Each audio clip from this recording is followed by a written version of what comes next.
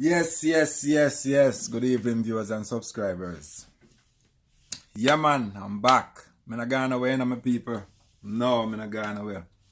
Take care of some outside work, you know. But I'm back. Ali B, aka Alpha. Yeah, man, I'm back, my people. Hope everyone is doing well. You don't know? I'm not going away. I'm just go and subscribe to the thing, like the thing, and share the thing. Please and thank you. Yeah, man, but I notice I see a lot of people like the muta than when I post, you know.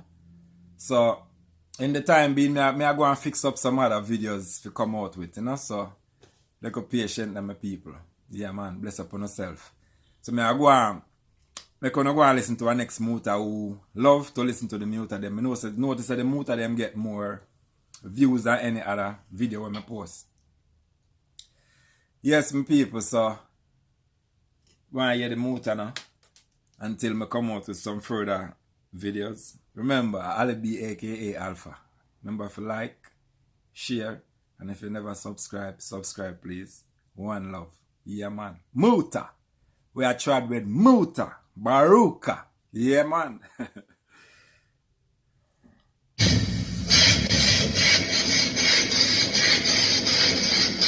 Cash up. Nice up. Cash up, you know? Raw cash.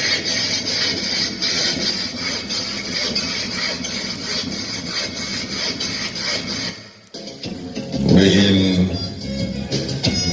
July, the 7th month.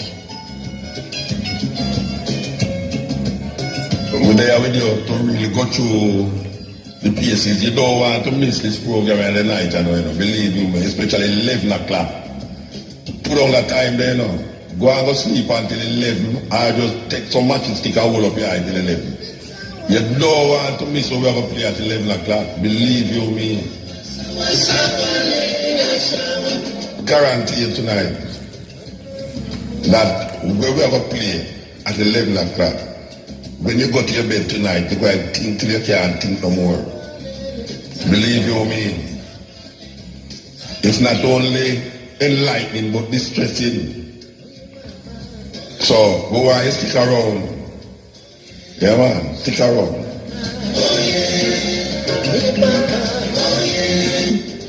Yeah, you know, the continent was known for what we call it, exposing a lot of African music on radio.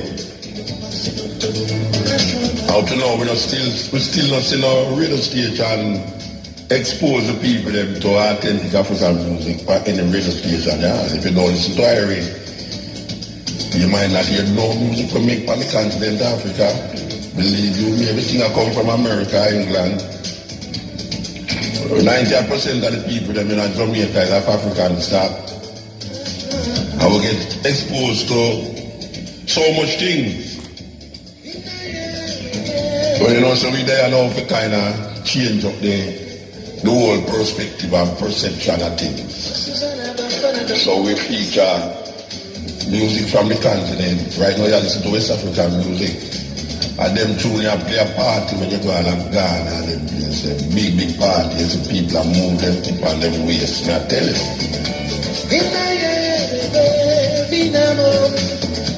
So yeah, we don't use that in face there, you know. I missed last week and through there, you know. Where's the name again? Eh? DL? Which are you going to for? Go on, DL. Oh, you like to go around stepping razor. So you're there, them know what's the night around. You have no pass through, you don't look like a pass through. You cock up your foot and so you have big shade of the students, there's no pass through, Bridget. It's either, that's where I go on in the studio. No, Brian, you don't understand this. The people are dancing. The people are dancing, they never use the dancing at the inner. So I don't know if we are going. Alright. We soon find out.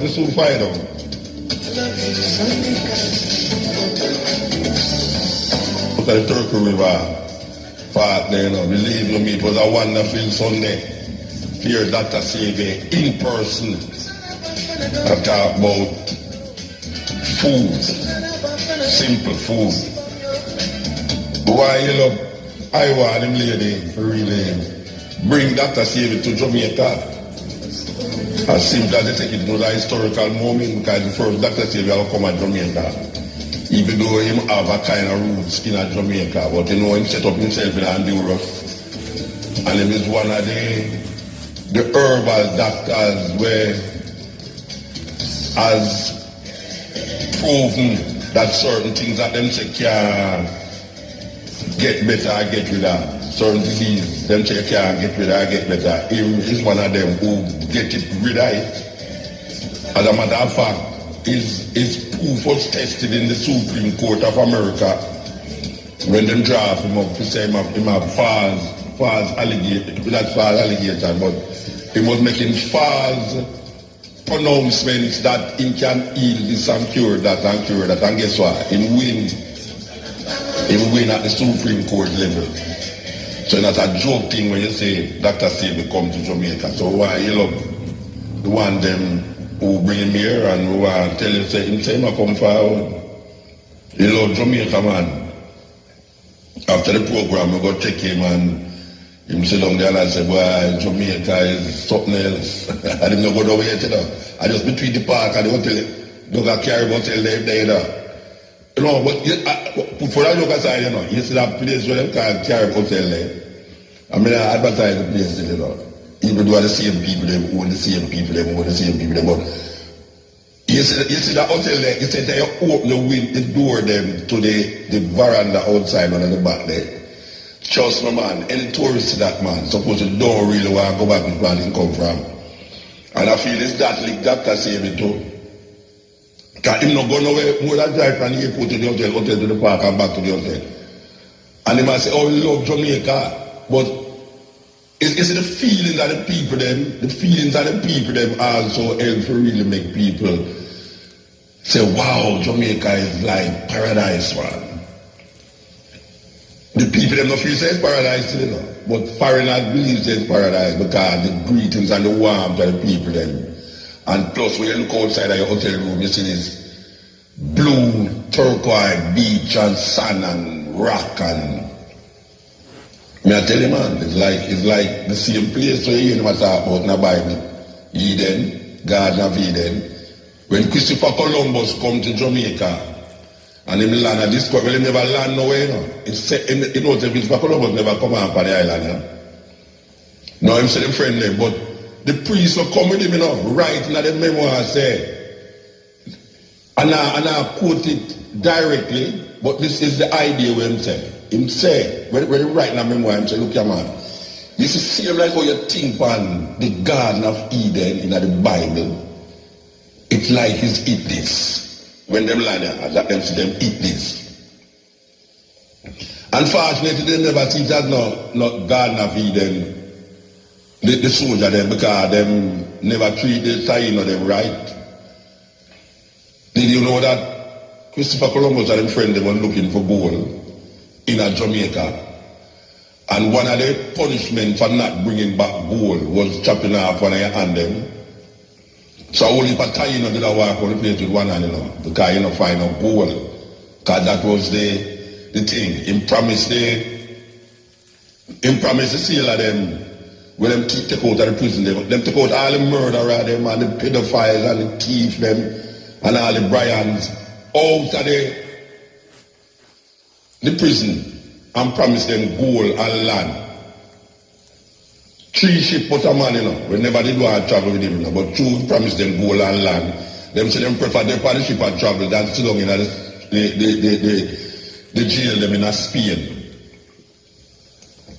When the man them come on here, them never know about the gold then there. So them did have to find people who dip on the land to find the gold for them. You know much one hand tie, you know. They dip on the island, huh? Yeah, man, it's a terrible thing. Terrible thing the man them do. But we'll continue the journey. Why listen to this? You know, so we'll play this. Yeah, I'll play it right now. When I look at Africa, many questions come to mind.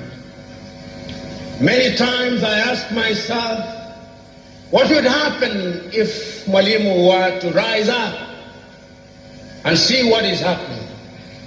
Many times I ask myself, what would happen if Kwame Nkrumah and Patrice Emery Lumumba were to rise up and see what is happening? Because what they would be confronted with is an Africa where the Democratic Republic of Congo is unsettled. There is a war going on there, but it is not on the front pages of our newspapers, because we don't even control our newspapers and the media.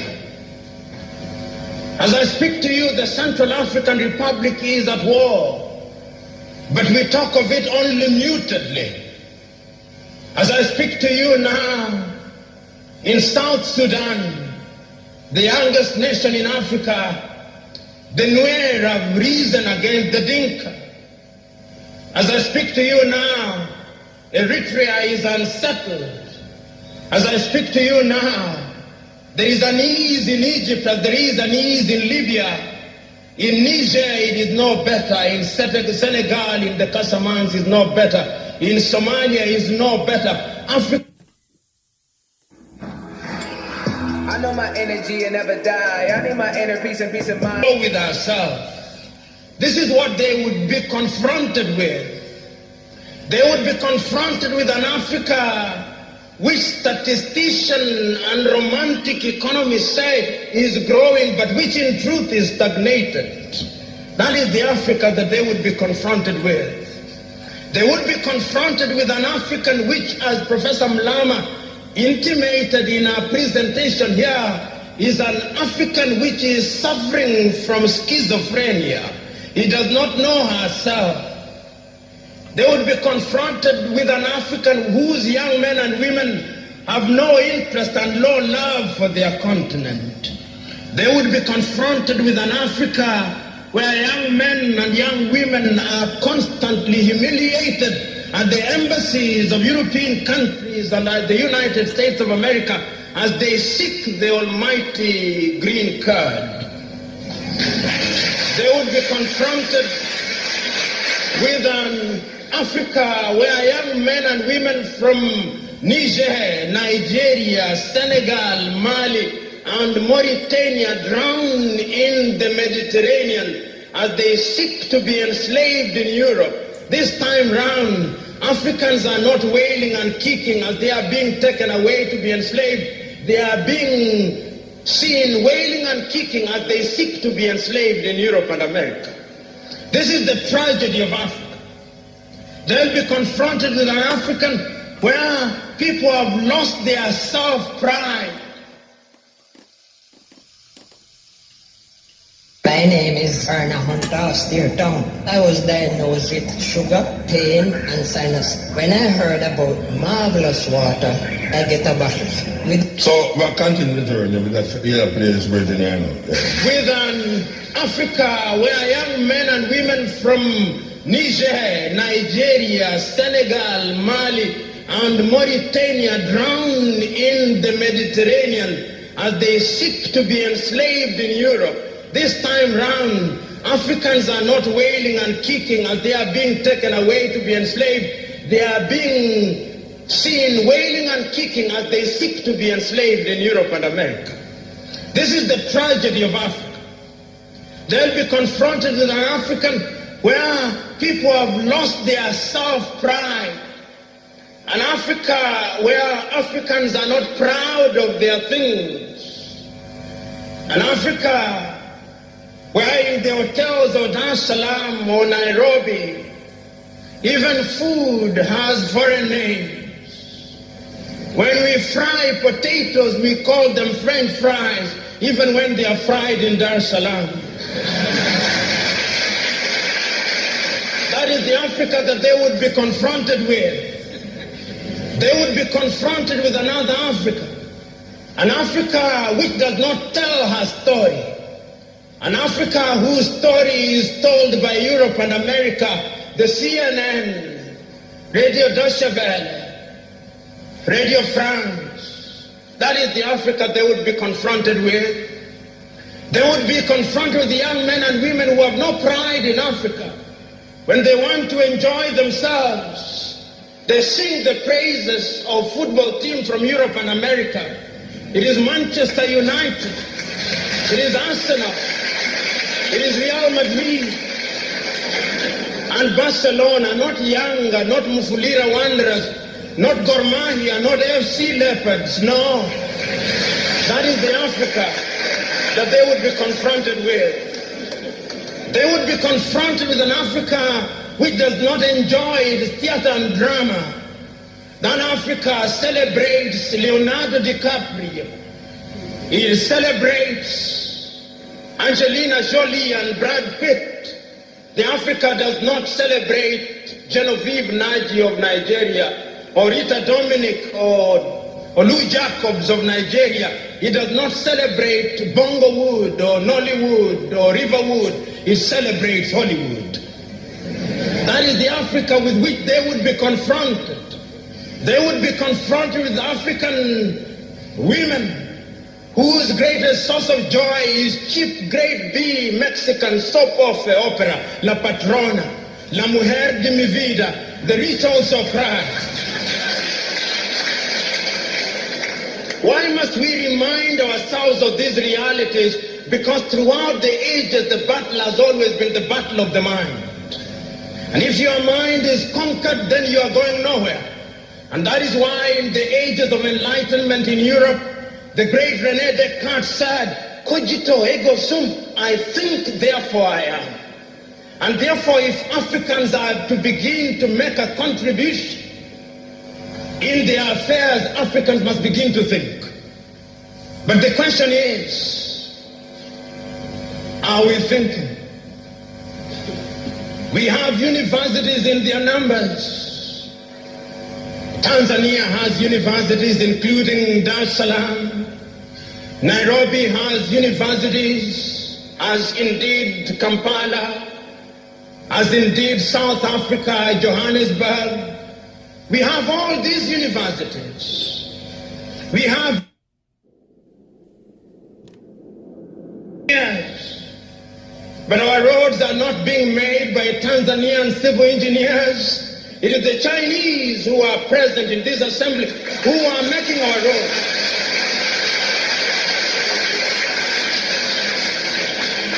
So we have engineers who cannot even make roads.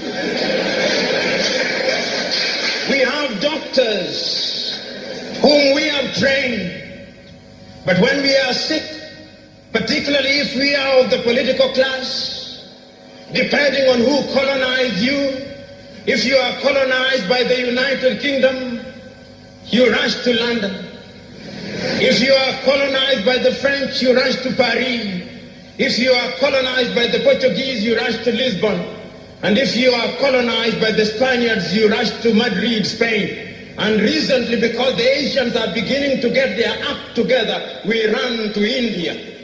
And very lately, because the Arabs are also beginning to get their act together, we run to Dubai. Notwithstanding that we have the Kenyatta hostels of this country, the Muhimbilis of Tanzania, the Chris Hani Baragwanaths of South Africa, and the Mama Yemos of Kinshasa in Zaire or the Democratic Republic of Congo, but we have no faith in our doctors. In the area of education, we also don't have faith. Our political class introduced something that they call free education, but it's free indeed, free of knowledge. Because they are so suspicious of those institutions that the typical African politician would not dare take their children to those schools. Their children will be educated in the British system, in the American system, so that when they graduate, they go to the United Kingdom, to the United States. Not that there is anything wrong with those institutions, but the agenda is wrong because our leaders long lost the script and ought to be described for who they are, our misleaders. But we are co-authors of our own misfortune. Whenever we are given an opportunity to elect our leaders, we are given a blank check. And if you permit me a little latitude, And if you give me a blank check and you allow me to analogize, and you say that I'm given the blank check to buy a Mercedes Benz, what we do is that when we are called upon, having been so empowered, we buy what one calls a tuk-tuk from India and expect it to behave like a Mercedes Benz. How does that happen? Because what we do is to elect thieves. We elect hyenas to take care of goats, and when the goats are consumed, we wonder why. Fiery FM, thought-provoking, always smoking, lyrics like a bazooka. You are listening to MUTABARUKA.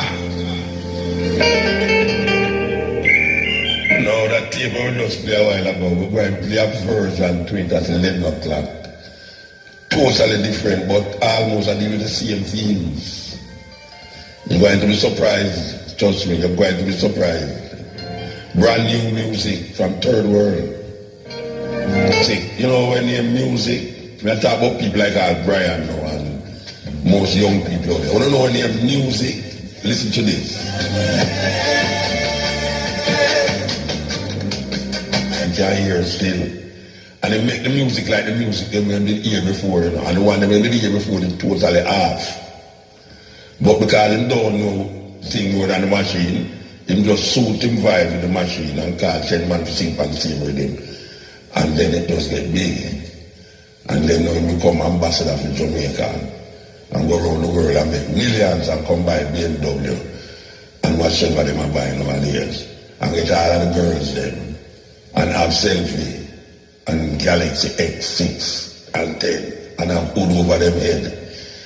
I saw the place go now, I saw it go. The thing gone.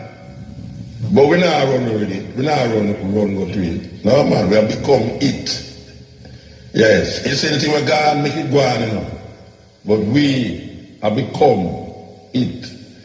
Fab Five and Queen Africa, brand new music. Acapella. Ooh, Fab Five and Africa, yeah. Doo-wop style. Jazz kicking style. Sweet man, sweet. Fab Five and Queen Africa. Tune the street, it have everyone in the studio move. Leave you with me. Alright, you know where I say so now, because it's really weird that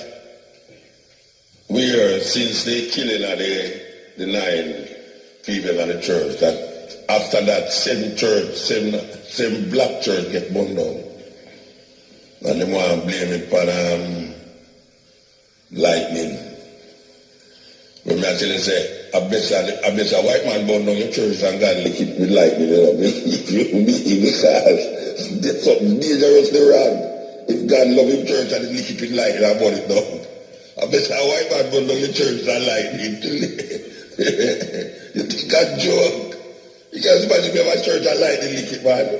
Would I go to my bed and I wonder, Lord, what we do? Alright, who in our church we should have run?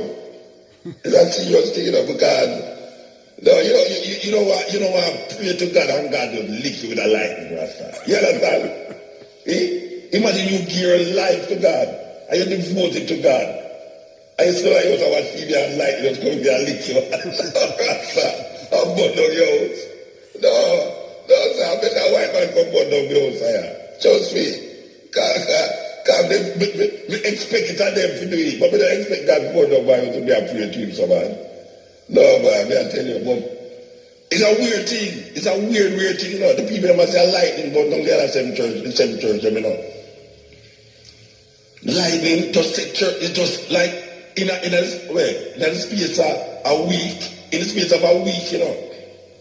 Like you kill the people in the church, you know, and 1 week, in that space of that week, you go right down, you know. A black church burned down.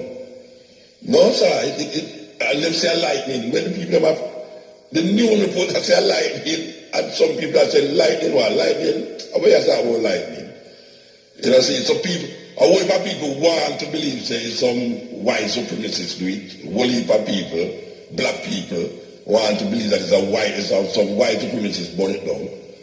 A whole heap of people believe, say, boy, God know where my do with them lightning them. Them say lightning lick it down. One of the people want to believe say it's false, what is bad wiring, but I mean, check it. Not coincidental at all. But I mean, if one thing is the same, one of the same thing is one thing, you know, but two of the same thing and three of the same thing, seven of the same thing happen. No, Rasta, believe you me, would have to check it. Would have to really check out my life, myself, all who they around me, all the animals that we see around me, goat, sheep, lizard, I mean, anything. Would have to check it out around me. Because I can't even perceive that in my thinking. Say, I am a devoted person to the Lord. I go to church every Sunday and I pay my tithes. And I put my tithes too. And I do all sorts of things with my tithes. And really and truly, after me I live so, me love everybody, me love my next door neighbor. You know, me love my next door neighbor. Till I sometimes, his wife come over my yard, come straight. You know, be like, it does. Me have a while ago and I think about it, you know. You know, me have a while ago and I think about it and I say, this is when you say belief. You say belief. This is when you believe something. This is what we call faith. Faith come like almost a distraction from reality, you know. Yeah, it's like when the faithful is so hopeful that them hopeful in a sense a kind of madness. It's like a madness. You believe in a something and you hope that something like that, but not in your lifetime or the lifetime before you see that something that happen where you believe in that. And then you add something else to it and I said, well, right, nobody know when it's going to happen. Just watch and pray. And you see those generations come before you and it's something where you have ever happened with them, did that ever happen with them, that person this ever happen, not happen. And you feel saying in your lifetime it ever happen. But I mean, I tell you, it's like these ideas, you know, well, it's a long time. I drive and I think so much of it. I'm like, it's a serious thing. I think the whole time I come up. Me I think upon all these ISIL people then, and the Taliban, and George Bush, and Obama, and all these people who give credence to a religion to the point where them will fight the next person because of a religious belief. Because believe it or not, Bush should have fight a religious war. You know, see, Bush should have fight a religious war. But you know what I'm saying? The ISIL and the Taliban people them and the Al-Qaeda people them who give credence to a religion. And when you look on the three major religions, them, you know, you talk about Judaism, Islam, Christianity, Islam. The three major religions them in the West are so. Most of the war them fighting in the world. It's them three set of people that fight the war. Or start the war, or war end the war. Most of the war them fighting in the world. Judaism. And you see we are going now with Israel in the Palestinian people, them land. Christianity versus Islam. Islam say them are the true religion. And you know the funniest part, the weirdest part of the thing, you know. The three of them have them genesis in a one man. The three religions, them Judaism, Christianity and Islam. The three of them have them beginning in a one man. Ism, Christianity and Islam, the three of them have them beginning in a one man. And that is Abraham. And then when we reach a stage where these three things, these three so-called religious beliefs are come from one man who claim that there is some supernatural being that are guiding. So these three people, these three groups supposed to worship the one supernatural being, you know. Then, me don't know if it's mad being mad or crazy, but if me I look on the earth right now, I mean these three sets of people, these three groups create the most war and kill the most people on earth. I mean literally. the most people were dead. Dead in the name of one of these religions.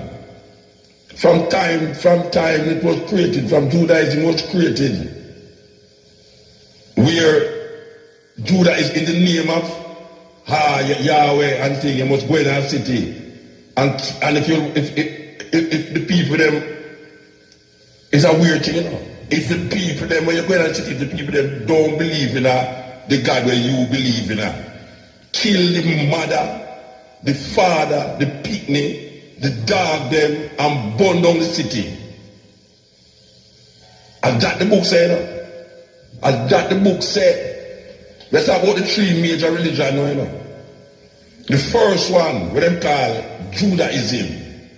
The God of that Judaism, tell the people them say, tell the warrior them say, the judges say, look here. You see them people that over there so not believe in the God where you believe in, which is the God of Abraham, Isaac, and Jacob. Hear them why. You're going to go raid them, you're going to go kill them picnic, kill them wife, kill them animals, and burn down the city. And next one come and say, God tell him so when they go into the city, must kill all of the man them. This is weird enough. Kill all of the man them, and if you want woman, take them for yourself. That is what this next prophet of Israel, God tell him to do, you know. God come again and he must say, let my people go. And tell Moses, to tell, I don't know if it's who did that talk to Moses, because it come like Moses did that smoke towards ganja. Came over a tree and started to him in the book. Maybe it's a ganja tree too, I don't know. But yeah, maybe it's a ganja tree and two Moses never used to smoke, and his stomach. When they sent the smoke, he started to hear a sort of voices that come out of the bush.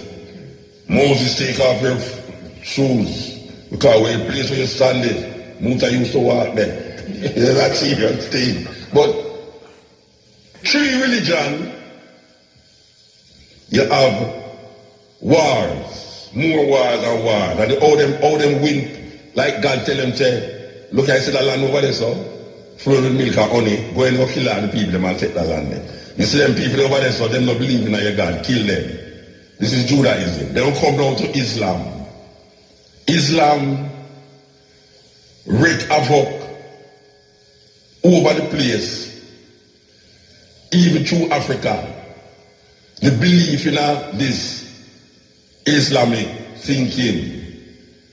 Well, we shall talk about Christianity first, second, because Christianity, I think them say Christianity come after Judaism, then you have Islam is the youngest one.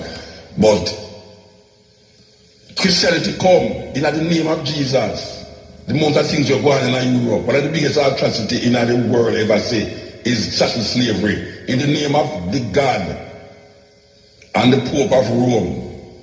This well, not even the Pope of Rome neither, you know, because the British come out of the Anglican Church. The Anglican Church sanctified and justified slavery. The Anglican Church, not an individual. Because them man never said nothing wrong with slavery, because the Bible tells us that slaves must be obedient to their master. Slaves must be obedient to their master. As that Christian book said. The Christian book said that. And then in the name of Jesus, them all kill themselves too. And in the name of Jesus, them broke them. Is religion divide Europe. Yeah, religion divide Europe. But when we say religion divide Europe, we are talking about how you have a man named Martin Luther, not to be mixed up, confused with Martin Luther King, but him named Martin Luther from Germany. Him is the one where they say the Pope, the mark of the beast is Rome, the woman, the Ireland woman. And then from out of Martin Luther come the Protestant, the church, them call the Protestants, them know where them are protest against the Pope too. Them are protest against what the dogmas in our Rome there. So out of Christianity now come the Protestants. And you know the work of the Christians them all over the world, we say them are come civilize people and teach them about Jesus Christ. Them kill the people them in the name of that Jesus Christ. They know you have no Islam. Islam claims superiority over all because them say Muhammad is the last prophet and only genuine prophet we left. There is no other prophet will come after Muhammad. You understand? And Allah is the Almighty. Them say the Muslims mean one who submit to the will of God, and one who submit to the will of Allah. So if you're not with me, is against me. So you're an infidel or other, whatsoever they want to call you. So them go in Africa and devastate Africa. We let them go, but the people them who give credence to the religion use the religion against the people them who them come enslave. Because let's not forget it, you know. The Arab them enslave Africans before the Europeans come and enslave Europeans and come and enslave black people. So what we have now is that now you have a group of people who give credence to this religion and then use the religion to create havoc in the world. So we are maintaining that these three religions, even though them claim the same father and apparently the same God, but only them call a different name. These religions, if a man can show me what these religions do for help man to be more loving and kinder, and if man have been loving and kinder with these religions, how does it wear to where man have been evil and cruel against man in the name of these religions? Because when we look at the world today, everybody bawling and everybody has searched for that entity and that being who will give them remember about divine intervention in their sorrowful, pitiful life. Because that is really where only for one of them now, their life pitiful. And so them search for something outside of themselves. And them search for this religious belief. And some of them get more vile. So, we're going to play these ads and come to where we tell us we have a prayer now, because black people, we're in a serious problem, but you know, we're so caught up in a religion and politics and the daily way food, clothes and shelter thing, that we don't find a time for just sit down and do nothing and say nothing. And just be nothing. Just sit down and just be nothing. People afraid to do that. They want to be something all the while. But there's a time when you have to be nothing. And sometimes, believe you me, this when people that about them pray, I bet them meditate. Yes, because when you start praying now, you have to pray to something, for something. When you meditate, you go into yourself. Yeah, man, you go into yourself and you have to go on a special place to go meditate. You can't sit down for your toilet bowl and meditate. Yeah, man. So when we are talking about self, we now be egotistic and talk about the self which is. We are talking about the self which should be. And see how we are motivate the inner being, the consciousness that bind all away. And say, look here, the whole thing of one life, you know, are just different manifestation. But see, because the manifestation so different, may I tell you, it get combustible. And then to the point of confusion. And this is what we have now, this confusion. So where the gods them there? Where the creator of all this and that which is and which is not? Where the creator of evil and good there? Where the creator of man and woman there, of eat, air, and water? That creator stand by and watch three group of people that fight over him, and I create death and destruction upon the earth. It's supposed to be nice, and this supernatural being sit and look on these little pot. Because how can the pot look on the potter and claim greatness when it's the potter that made it? So when you look on all how the pot them are going,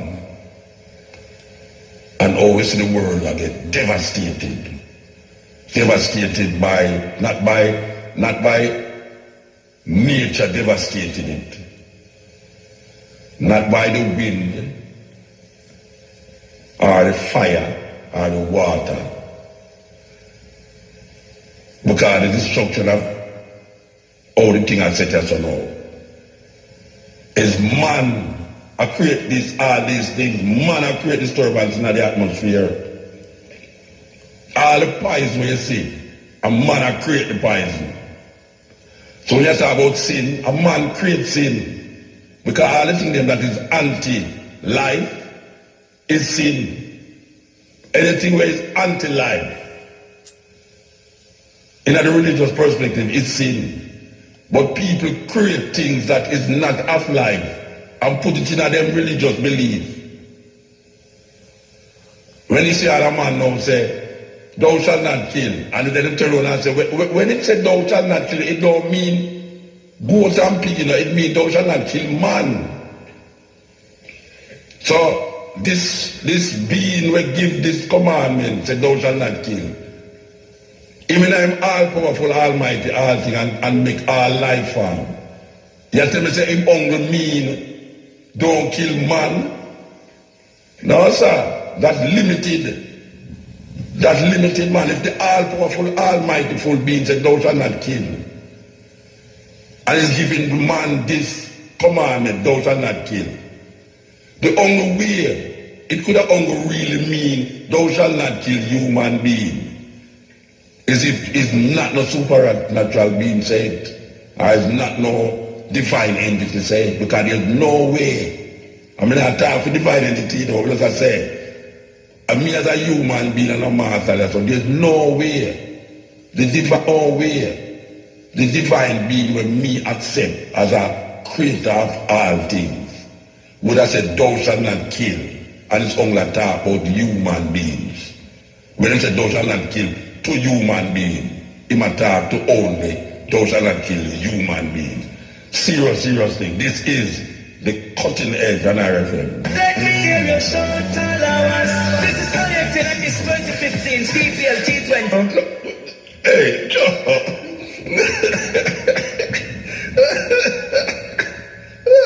No, brother, the danger of that. No, we are telling you, say, we are talking to a brother for the year. No, brother, we are trying to rectify this homo sapien, homosexual, homo world sapien. And I mean, in real life, they come in, when we talked last week, see a brother went to me and them. I asked him if you know what homo sapien mean, and him said, no, homo sapien mean. He asked me what it mean, and I tell him, say, all right, here what you have. You have to go find out about it, you know. I not tell you everything. Anyway, the Frederick called a while ago and said, based upon what him did here, it looked like him coming at the last part. He coming at the last part of what we did not say. That's why I did not interpret the word, or me did not say. He might give one the Latin meaning and might give one the Greek meaning. I don't think that them way there. We are dealing with them program, you know. Anyway, him say the one I mean that deal was the Latin translation, and the one where homosexual is a Greek translation. Him say, oh, but him never hear about the Homo sapien. Why the relationship to the Homo sapien as opposed to the relationship to the homosexual reasoning? So him say, oh, I'm coming at the last of the conversation. It's like the man where coming at the church and hear the pastor say, there is no God. And the pastor say, the pastor. him say, the pastor said, there is no God. What?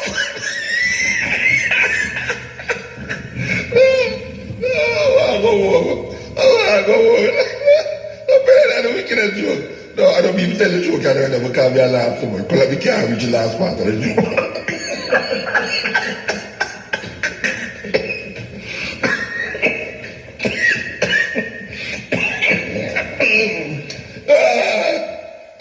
No, wait there. Really enough for me, you know, really enough for me. Look at now. The bread, no, me can't tell that joke. Me can't tell that joke, Charles. Sure, why I'm going to play something now. No, I can't really tell a joke. I can't tell any of that joke. You don't believe me, because I'm not going to talk to you. All right. You know,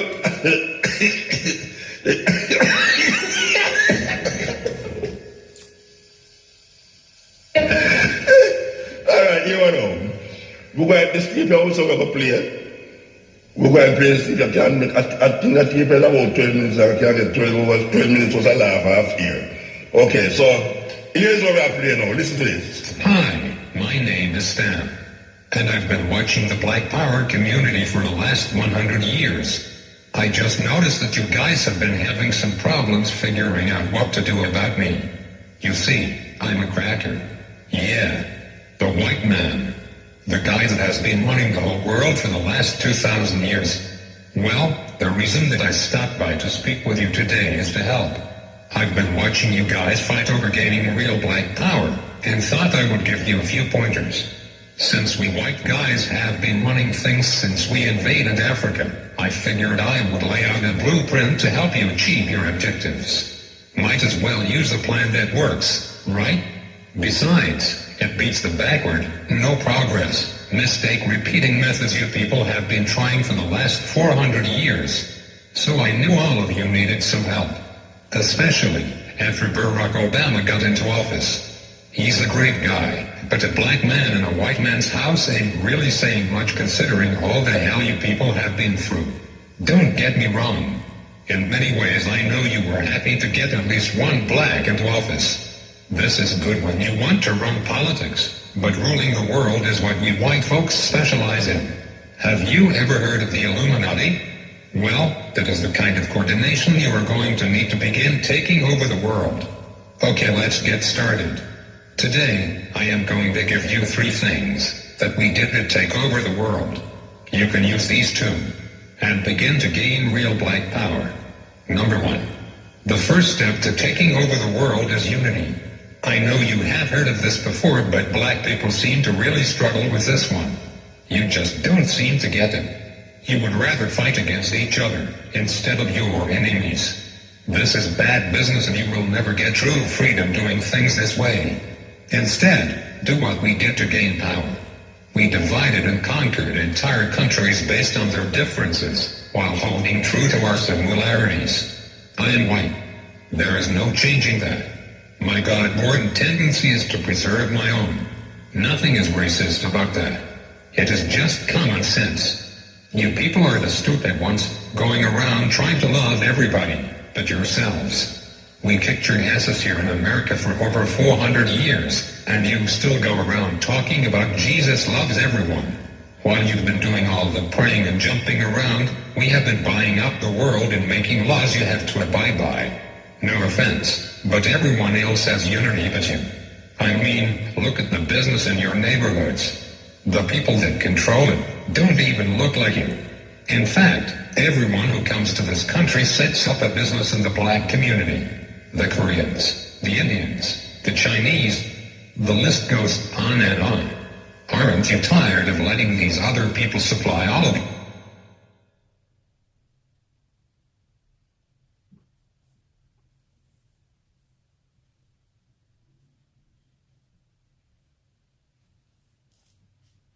Nails and weaves.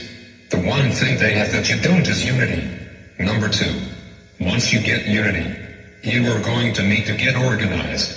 When we took over the world, we had a plan in place, a goal. Since we whites make up a small percentage of the global population, we knew the only way for us to exist was to enslave non-white people. This was our global plan for white supremacy. But we didn't stop there. We organized a military force behind our goal and executed it to perfection, killing men, women, and children across the globe with brute force. Whatever we needed, we just took it. And if blacks or Native Americans didn't like it, oh well. Remember, there are no rules in war. Our objective is to ensure survival. But you black people seem to think your economic hardships, social injustices, and high arrest rates just happened by chance alone. Never mind. We've worked nearly 4 centuries, day and night, to keep you people exactly where we want you. On the plantation. Yeah, it's true. Let me tell you a little secret. Most white people are not going to tell you this. It's a whole family secret we have kept pretty quiet about. And for good reason. You see, all that free labor my white ancestors got from your black ancestors translated into a lot of money. In fact, the black slave trade was the greatest wealth-building tool in human history. With free labor, we were able to finance the Industrial Revolution. Well, all of that money pretty much stayed in the vast majority of white families. And with all due respect, whites intend to keep it that way. You see, Dr. Martin Luther King was pretty good at integrating lunch counters and toilets. However, he didn't do so well at integrating bank accounts. So you blacks were shafted out of the money that was due to you in exchange for a good job and education. But it was us whites who owned most of the jobs. Which brings me to my point. It's just another plantation. I say all of it to say, being organized is more than alignment. It is knowing the traps we have laid out for you, and then moving around them. Everybody knows but you blacks. That education will only keep you enslaved. It will only produce what it has already produced. A bunch of dressed-up plantation workers perfectly content working and serving under another man's vision. You don't really think we are going to teach you to build a nation for yourselves, do you? If you were really educated, you would be able to solve your own problems. Problems like gang violence, poor economics, and underrepresentation. Instead, you will continue to pass the notion of getting a good job down to your children. This will brainwash them to be just like you. And the cycle will repeat for generations. While we whites continue to run things at the top, your grandchildren will be celebrating the first black Catholic Pope. I know this has been long, so let's move to number 3. The third way to gain black power is the most important of all. It is this way because it deals more with your psychology than your conscious mind. When we took over the world, we decided to use the most dangerous weapon of all to subjugate the darker peoples of the planet. We used a combination of white supremacy and religion to mindfuck these people into complete submission. If a robber breaks into your house, rapes your family, kills your mother and father, then tells you that in order to go to heaven, you have to worship as God. If someone did that to me, then said that to be born again, I had to worship as God, I'd kill the bastard right on the spot. But you black people seem to have no problem worshiping the God of your enemies. Even worse is the fact that for all the praying that you have done, it seems like the God of the white man is just as racist as we are. Anytime you start believing in the God of your enemy, it pretty much means you're a complete idiot and a pussy who is to eat sickness, because to believe the man who murdered your family is your friend is to believe that watermelons have gills. This kind of thinking lacks critical reasoning, a skill needed to defend territory and the minds of the youth. You even believe that Haiti, the only black nation that ever kicked the white man's ass, is cursed because many of them practice voodoo. You even go further and believe that it was God that hit Haiti with a 7.5 earthquake. You religious-minded blacks thought this about New Orleans too. Let me tell you the truth. We gave you this God because we knew by worshiping a white God you would subconsciously be worshiping us. That was a part of our plan, and it worked like a charm on the early slave plantations. We whites decided to perfect it, and have taken our gods all over the world to dark people. You see, we know that if we can get you to put down your God and pick up ours, you will lose your real power. This is really effective for controlling a people. Practically, by doing this, you will never fight against us because subconsciously you would be fighting God. But that is why you cheer for a white Jesus to kill all the darkies down in Haiti and New Orleans while kissing Pat Robertson's ass. Meanwhile, our heart machines can shake up more prime real estate for the oil companies. If you continue to follow the God of your enemies, you will never rule the world, because you will always have your allegiance with a white man instead of your God, who's pissed off because you traded him in for a blonde-haired, blue-eyed whose name we took from the... Thought-provoking, always smoking, lyrics like a bazooka. You are listening to MUTABARUKA. Start giving too much work. Okay, let me see. We can put this tune now. I will listen to it again. So I forgot to figure out. I forgot. You actually edit it right now too. Okay. Brand new.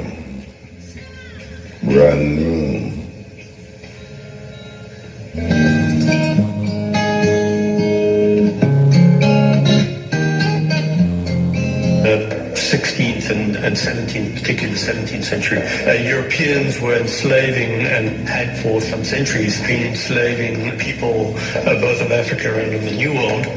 History of racism in the Western world is broadly associated with slavery as an early form of colonialism. And it's in that context that something called race is created, which essentially means that certain people who are defined as non-Europeans find themselves ruled and governed by Europeans.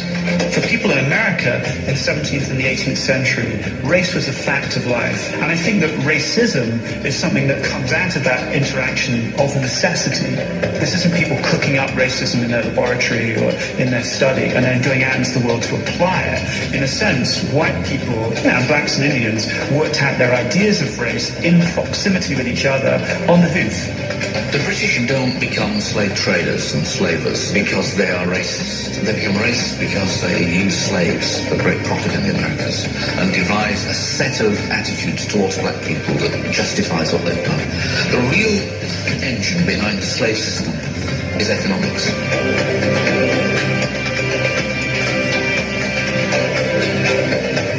Africans are items of trade. They're things that are bought, that are sold, that are bequeathed, that are inherited. They're like other items of trade. And once you've got that established, both on the slave ships, of which there are thousands leaving British ports, and once you've got that established on the plantations, and once you've got that established as a basis for expanding British wealth, how can you argue that somehow or other the great inferiority of black people isn't built into fundamental cultural values of the British?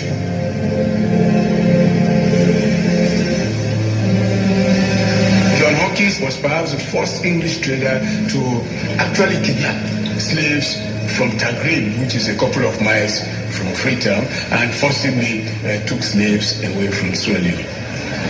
The sad thing is that this man was even made a knight. When we were in school, we read about Sir John Hawkins as if he was such a good person, he was such a righteous person, somebody who had contributed positively to, the creation of the British Empire. It was only much later that some of us learned with regret that, in fact, he was not only involved in the slave trade, but he actually captured, slaves. He established places down down by Government Wharf, what we call Government Wharf now. Over time, it became an industry, and a lot of English traders and a lot of Sierra Leonean rulers, particularly those along the coast, became heavily involved in the slave trade. And we have, for instance, several islands off the coast of Sierra Leone that we are prominent slave trading posts, like Bonds Island, for instance, where there were English force, other European South force, even Americans were very heavily involved in the slave trade from Bonds Island. We say that come for buy. The number there, in a click iron, the number we want, you take up. They put on this fire room, open, the banner, and of course, we know the way they were taken, captured, tied up, chained, and thrown into the ships. So it was a very bad experience for the slaves from the moment they were captured up to the time they reached the so-called New World. And then those who survived and did arrive, had to be put for sale. And then when they were bought, they had to undergo all kinds of indignities. One gay woman will cost 2 man price. Sometimes it work for you, not the garden. Not come back, it work for you, it born picking for you. Now for that, it pay 2 times for one gay woman. When you to come collect 2 men, you can't do. At a conservative estimate, over 11 million Africans were transported across the Atlantic. Manacled and packed together like animals, at least 2 million died during the infernal voyage known as the Middle Passage. Slaves are seen as deracinated people who do not belong, who were natally alienated. That is, they have no right of birth, and they're seen as people who have been torn from another society, but not socialized into the new one. So they were socially dead, so to speak. They were seen as people without honor, which is a degraded condition. The value of this for the master is that the master had absolute power over the slave, regardless of what the laws may say. They had rights of life and death. A situation grows up where thousands, tens of thousands, hundreds of thousands of these black or dark-skinned people are being kept down without rights and kept at work night and day by a system of surveillance with whips and cutlasses. And of course, there is the fear that they will try and rise up, that they'll try to run away, and that when they do that, they're going to slaughter the masters and the overseers and their wives in their beds. And really that any white person will be seen as a potential enemy by the blacks. It's a ticket value reward, some are earned even bigger rewards. Fear between the two groups, and this tends to consolidate racial feeling, and the only way to keep these slave societies even minimally secure was to arm all the white men, and even indeed some of the white women too. So you're there in your plantation manor, you're there in your settler outpost. What are the natives doing? Sort of classic line, from these movies. The natives are restless. What's going on? Those drums in the background. There's the idea that these people are sort of getting together and they're going to invade us, they're going to attack us. And it's a kind of projection basically. In other words, you've invaded their countries, you subordinated them. There's a long history of colored perils. There's the red peril called Red Indians. There's the yellow peril, there's the black peril. There's this idea of the non-white other. And the non-white other is threatening, the non-white other is scary, the non-white other may come to attack. And it comes out of, you could say, a bad conscience in part, a sort of subconscious recognition perhaps of the kind of things that have been done to the non-white other. In the early 16th century, from Chile in the south to Florida in the north, this non-white other was no more than vermin to be exterminated. The Dominican monk Bartolomé de las Casas was eyewitness to countless atrocities against the native populations. His account reads like a catalogue of genocide. The mainland and the region known as Florida. The Spaniards murdered many, as is their custom, in order to strike terror into the hearts of these people. They made their lives an utter misery, treating them as so many beasts of burden. In another large town, the butchers put the whole town to the sword, young and old, chiefs and commoners, not even the children were spared. The butcher-in-chief arranged for a large number of natives in the area to have their noses, lips and chins sliced from their faces. They were then sent away in unspeakable agony and all running with blood to act as walking testimony to the great deeds and holy miracles performed by these dauntless missionaries of the Holy Catholic faith. The things that Las Casas witnessed, particularly on Hispaniola or in Cuba, these incredible crimes, these incredible attacks on Indians, disembowelings and burnings, rapes and whatever else, I'm sure that that level of violence is something that you could have witnessed in different places in the 17th, the 18th century, in other parts of the Spanish Empire. But it was a peculiarly awful moment that Las Casas saw as the Spanish got to the Americas and tried literally to work the Indians to death. The reports of Las Casas caused enough unease for the Council of the Indies, the Spanish administrators of the New World, to call a debate at Valladolid in Spain in 1550. The debate concerned not just the mistreatment of Indians, but whether they could be categorized as human at all. In contest with Las Casas, the champion of the native populations was the Jesuit Juan Ginés de Sepulveda. By this time, the Spanish had been in the Americas for about 50 years. And during that time, the brutalities carried out by the conquistadors had reached such heights that it caused some alarm. And out of that context came this particular debate. On the one hand, there was this idea that the Indians had souls, they could be Christianized, and they should be treated not as servants, not as forced laborers, but as people under the protectorate of the Spanish. On the other side of the debate was the idea that perhaps these are not people with souls, perhaps these are people who are natural slaves. And in that context, they could be coerced to produce labor. What Las Casas wanted to do was to change the policy of the Spanish crown towards the Indians. So paradoxically, he was able to get slavery of Indians banned. That's something which the Spanish crown bans, outlaws. And by 1542, the laws have been changed to ensure that there can no longer be Indian slaves. But Las Casas also suggests that the labor shortfall in America can be made up with black slaves from Africa, which I think he later regretted later in life.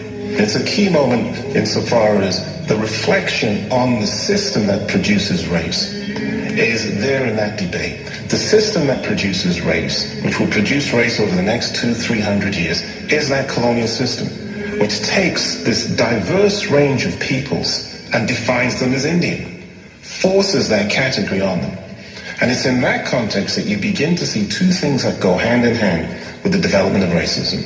On the one hand, the institutions that keep in place exploited populations, oppressed populations, and in that context, the debates that then take place as to what kinds of populations they are. These debates begin with lawyers, they move to anthropologists, and then they move on to biologists, always debating within that context of colonialism, which fixes those people as objects of investigation. Thursday, 11th October. Thus far and no land. Another 12 hours will decide. A crucial moment in the racial history of the whole Atlantic world and of the world is Christopher Columbus, but not the first voyage, which everybody knows about, but the third voyage in 1498. Columbus sailed south to Sierra Leone, where, as he noticed, the people are very black, perfectly black. And then he sailed due west from Sierra Leone, and he wound up near Trinidad and the northern coast of South America. And he reported that the people there were white with blonde hair. And that shouldn't have happened according to the prevailing theories of skin color in the whole classical world in the medieval period. What happened with Columbus is that people stay in the same latitude and get radically different skin colors. And if that was the case, then there had to be some other explanation for skin color other than geography. So that's where you begin to get the emergence of biological theories of difference in skin color. And that leads eventually to racist theories of differences in skin color. So a view emerges originally identified as pre-Adamism, that maybe there are multiple origins and that less civilized, more primitive human beings have an origin that is not accountable for by a biblical narrative, but are closer to the animal world. And that view then develops into a view called polygenism, and that is multiple origins. When Europeans first encountered chimpanzees, they were really struck by the similarities between what we now call chimpanzees and humans. But they called chimpanzees drills. And one of the questions that John Locke talks about... Brothers and sisters, this is China. Join us with respect for our national anthem. Let us stand and defend this one. Peace and love. Thank you. Eternal Father, bless our land, who guide us with thy mighty hand. Keep us free from evil hearts. Do our life but through countless hours. To our leaders, great defenders, great true wisdom from above.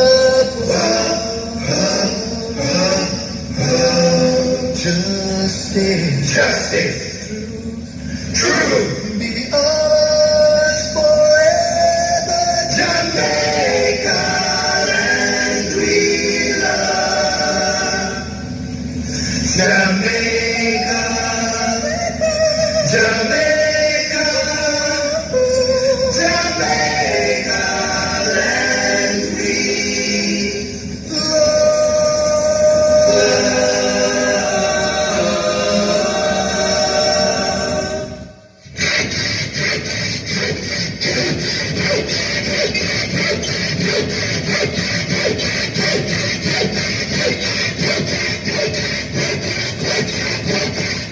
This is the Colonialism RFM with the banner. You know, so from the whole time, we don't stop Black History. We continue the Black History thing right through, in February for Black History Town. But we are listening to a kind of historical perspective of slavery. Historical coming from England. The perspective is from England, where they create the most devastation when it comes out to slavery. Anyway, we'll continue. Standing is the question of whether human beings have mated with drills. So the question that gets increasingly asked in the 17th century is, are African peoples what we call the same species as Europeans?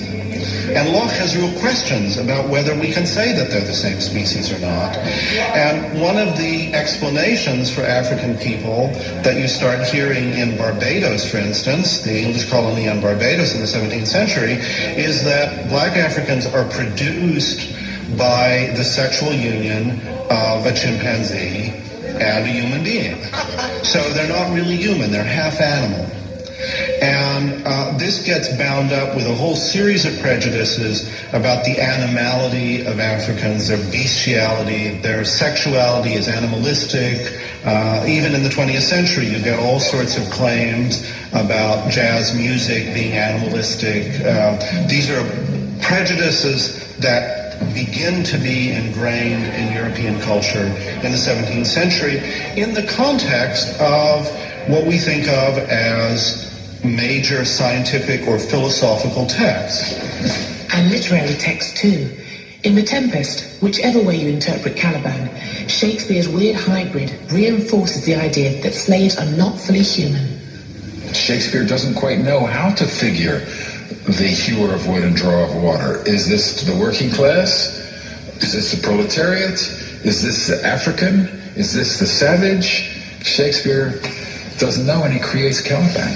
Thou poisonous slave, got by the devil himself upon thy wicked dam, come forth! In The Tempest, it seems to me pretty clear that Shakespeare imagined Caliban as a black slave. He has an African mother and a black devil father, and that in some ways Caliban is the first representation of the rebellious, sexually obsessed, violent, ignorant black slave. I have used thee, filth as thou art, with human care, lodged thee in mine own cell, till thou didst seek to violate the honor of my child.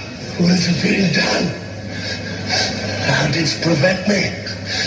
I had people else this isle with Calibans. Shakespeare presents him as somebody who will be tricked by a few baubles, not crystal meths, not crack cocaine, but by by a few trinkets and some booze. Many a caravan might have found himself in the English plantations of America. In fact, the Tempest was partly inspired by the story of a ship which ran aground on Bermuda, where the crew then mutinied. The Sea Venture had been bound for the plantations of Virginia, a slave-holding colony in which Shakespeare himself had a financial investment. The economic notion of the plantation as a large site of agribusiness and of a large cooperation of human labor for the arable field begins in Ireland, begins in Ulster. Of course, it was a London merchant house that wished to plant dairy and to start the plantation of Ulster at the very time that, at Shakespeare's time, towards the end of Shakespeare's life, that the Virginia Company is establishing a colony in Virginia. The idea that the great glory days of England begin with Elizabeth, there is no successful English colony under the reign of Elizabeth. Great English imperial aggressive victories started happening in the 17th century, really under Cromwell, with the growth of the empire and the conquest of Jamaica. And that's when the English also began to perceive of themselves as part of a superior white race. Oliver Cromwell is a fierce and powerful revolutionary figure. He was a great general and commander of capitalism that transformed the Atlantic, if not the whole world. This mighty vision he had of doing God's work had begun in the fens of England, where the huge hydraulic works of Van Muden in Holland are harnessed to drain the fields. So he played a role in that, and to discommon, or to remove people from their customary lands in order to produce the riches of the alluvial plains of Lincolnshire and the Norfolk Broads.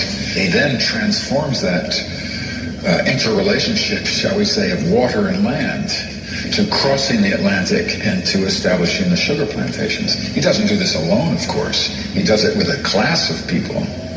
This is why we say the capitalist class, because they hope to capitalize the land, turn the land into commodities and then into capital, and do this through the sugar plantation in the 1640s, in the very time of the English Revolution or the English Civil War. It's an amazing story of conquest, cruelty, and God. So if you look at something like the southern states of America, up until the point of the American Civil War, the greatest amount of wealth in America was the ownership of slaves and slave labor. Now this is enormous. And it's in that process of being able to command the resources of other parts of the world, extract them for your industries and that labor, that you create this massive structural inequality. The British become well off on the basis of the slave system. Liverpool, Bristol grow to kind of extraordinary levels of material and urban well-being because of the slave system.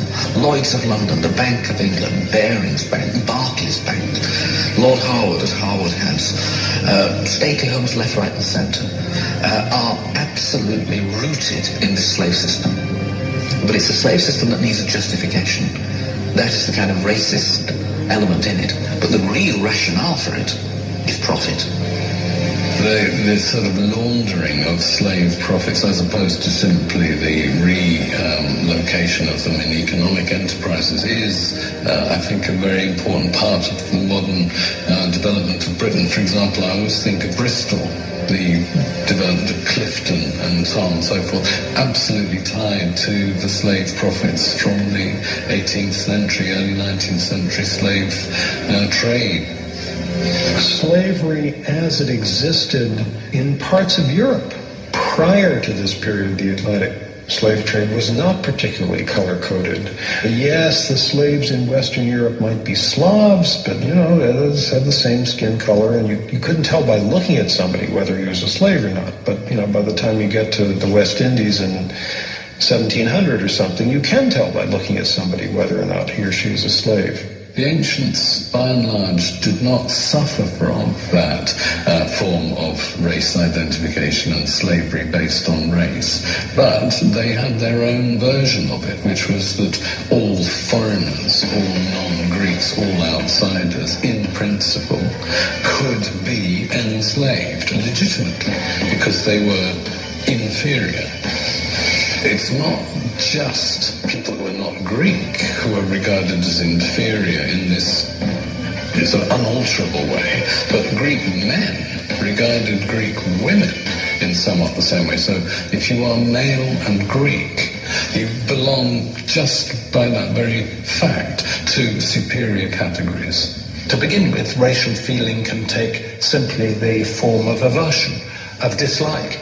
But in the case of New World slavery, what it's doing is taking the form of domination, of exploitation, something much more coherent, something much more purposeful. It's not just a casual prejudice against people who are unlike ourselves.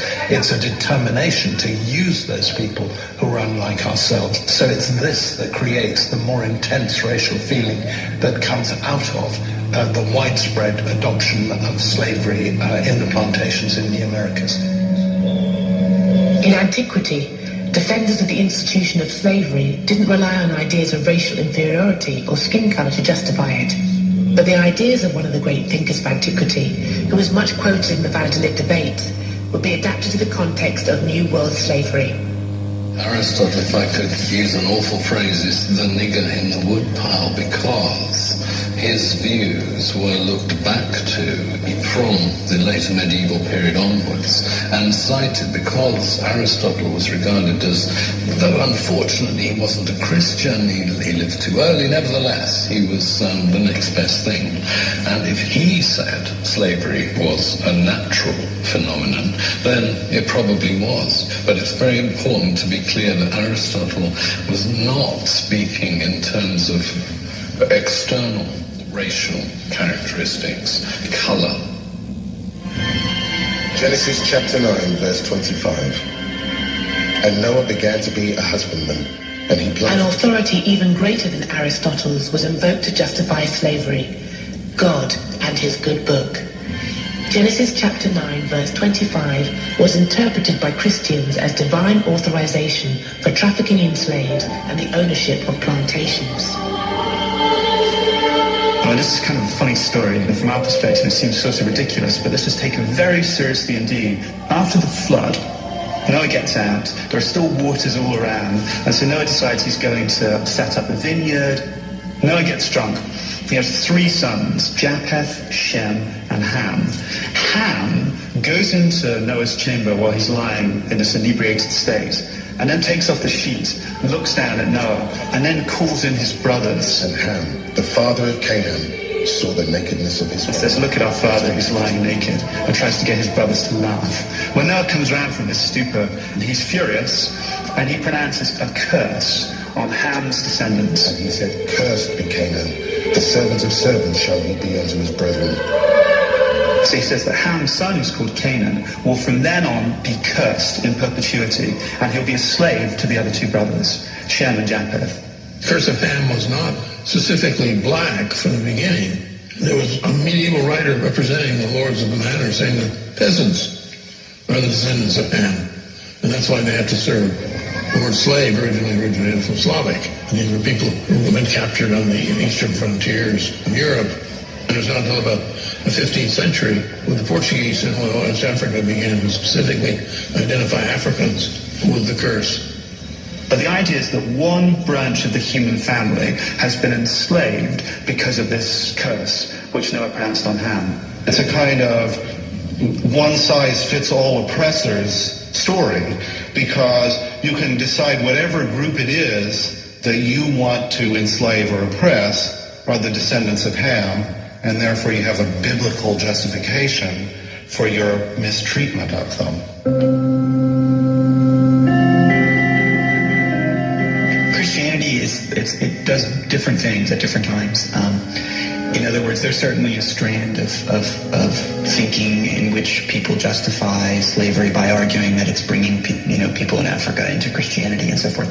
Christianity is just one aspect of a number of different systems of thinking that would create the colonial basis for the kinds of knowledge which will be used to define non-European populations. So you move from Christianity to liberalism, to notions of humanitarianism, to capitalism. All these kinds of interventions are part of trying to manage and make sense of what the colonial enterprise is without questioning the colonial enterprise, without questioning what Atlantic slavery is. Christianity's role in slavery is very complex. For most of its history, it basically accepted slavery as part of the order of things. In a way, the parallel would be the attitude towards a homeless person today. I mean, we see it not as a sin or as evil, but as an unfortunate situation. And this continued right up to the middle of the 18th century, when a truly radical change took place in which some Christian thinkers began to see slavery as a sin. Enslavement of the natives of North America was never European policy, but that didn't make life any easier for these indigenous peoples, whose relationship with the settlers would ultimately leave most of them either victimized or dead. If you look at Native Americans from their perspective, when white people arrived, they were a disruption, they were shocking, and they were surprising in all sorts of ways. But for many Indians, they simply looked at them as another rival group. And this is one of the interesting facts about 17th century American history. From Indians' perspectives, whites were in a way a bit similar to other rival Indian nations. So perhaps you'd trade with whites, perhaps you'd make war with whites, perhaps you'd ally with the whites against another Indian nation. Indians didn't see things in white and red, if you want to put it that way, white and red terms, because the white settlements weren't powerful enough until much later in the 17th century, even into the 18th century. So they didn't see this as an invasion, as a form of genocide, in a way that would unite them as Indians against white people. The ways and thoughts of the white men are strange. But for all that our skins are of different hues, we are friends. Chingachgook.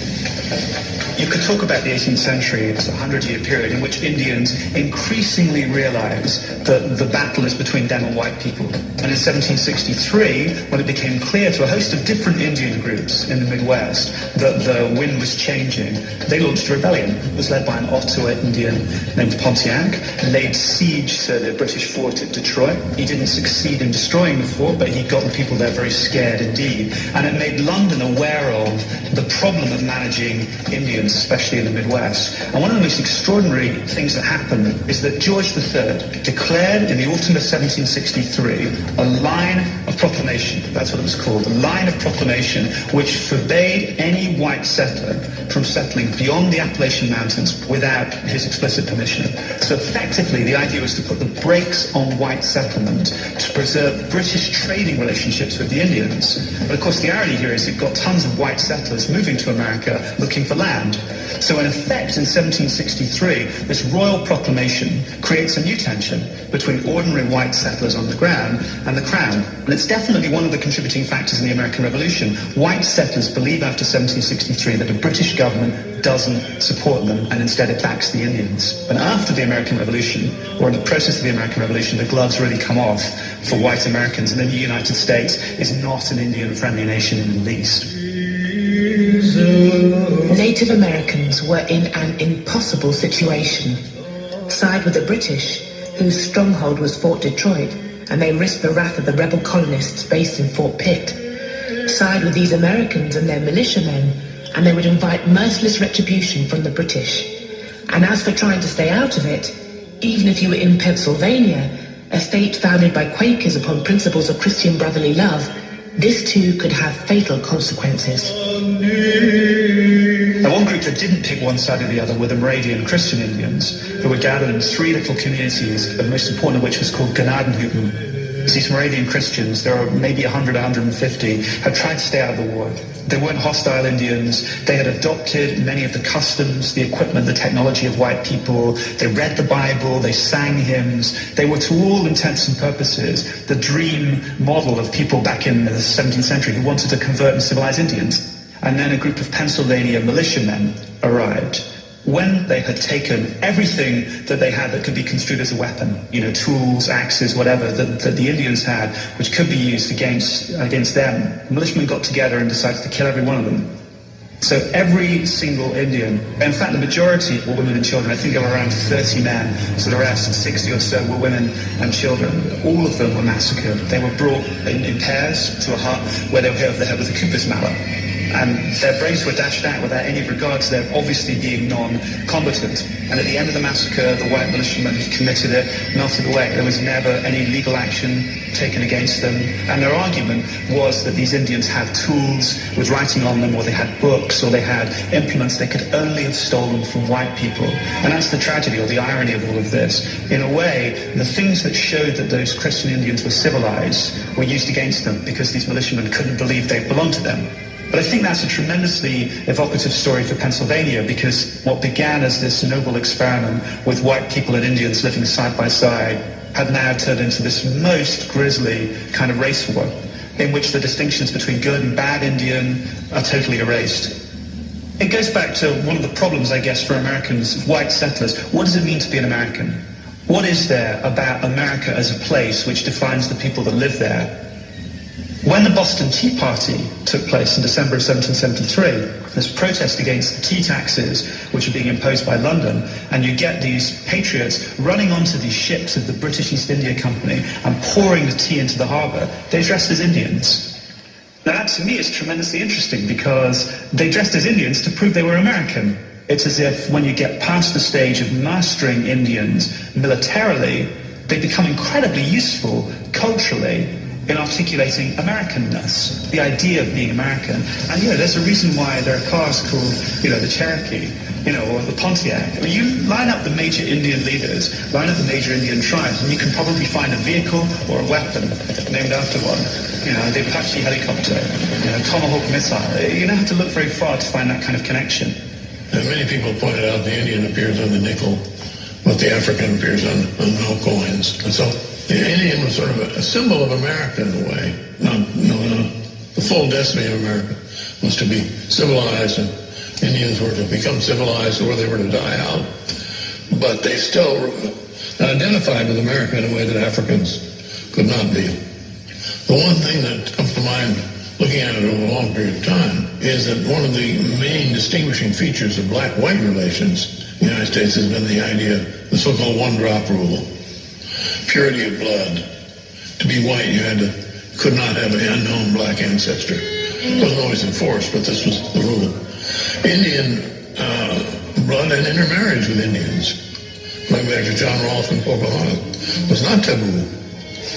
So that when Oklahoma became a state, it was interesting, the Oklahoma Constitution, there were a number of part Indian figures who were involved in the setting up of the Oklahoma state government when it was in 1910. And the law said there could be no marriage between whites and blacks, and no marriage between Indians and blacks. But Indians and whites freely intermarried.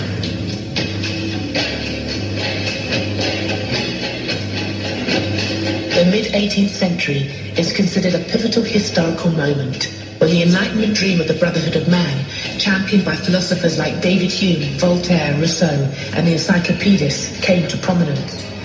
This period gave rise to the ideals of liberty, equality, and fraternity, principles that fueled the American and French revolutions. But these popular democratic principles were never universally applied. Choose any intellectual giant of the Enlightenment, and almost without exception, you will have chosen a proponent of equal rights, who really believes that some men are more equal than others. Kant is seen as one of the most important philosophers of the modern period of the past few hundred years. And he's certainly seen as the most important moral philosopher, in that the crucial idea is this idea of personhood, and you respect the person of others, you don't diss other people. And yet simultaneous with that, Kant also has these writings in anthropology and physical geography, in which he basically outlines a kind of four-tiered level of human beings. It's basically a racial restrictive view of personhood, that a prerequisite for being a personhood is basically being white. It's only the European tier, the sort of top tier, who have what it takes to become full persons. And Asians, one rung below Europeans, blacks, one rung below that, Native Americans. These are the tiers. Even if they're human, they're not full persons. The Enlightenment is a two-edged sword. It provided the basis for an argument for the social and political equality of all men. But at the same time, it provided the opportunity to look at human beings not as children of God, but as varieties of animal. So if you decide that certain human beings are not human, they don't belong to the same species, then of course they don't have any right to sign contracts, and they can't be part of the social contract that forms your political system. And that's exactly what happens in these early democracies, is that blacks don't have any voting rights. Many of the philosophers writing in this period, they played a crucial rationalizing role in justifying European imperialism, in justifying the domination of whites over people of color. So why is it then that these things are not more widely known? Why is the Kant establishment not taking up this issue? The marginalization of issues like this sort of goes in tandem with the sanitized view of mainstream philosophers. So that you represent Locke, you represent Kant, you represent Hegel, you represent these people in ways that does not address the sort of racist dimensions of their thought, and that sort of contributes to a picture of the modern period from which race has been whitewashed out. Majesties, Ferdinand and Isabella, King and Queen of Castile, Leon and Aragon, I now take possession of this land and name it San Salvador. In spite of the atrocities perpetrated by the Spanish and Portuguese after the discovery of the New World, the colonizers eventually developed a society that allowed Europeans to mix with Indians on a scale that was unthinkable in French and English North America. But in the South, it was expedient for the settlers. They had to multiply or die out because there just weren't enough of them to go round.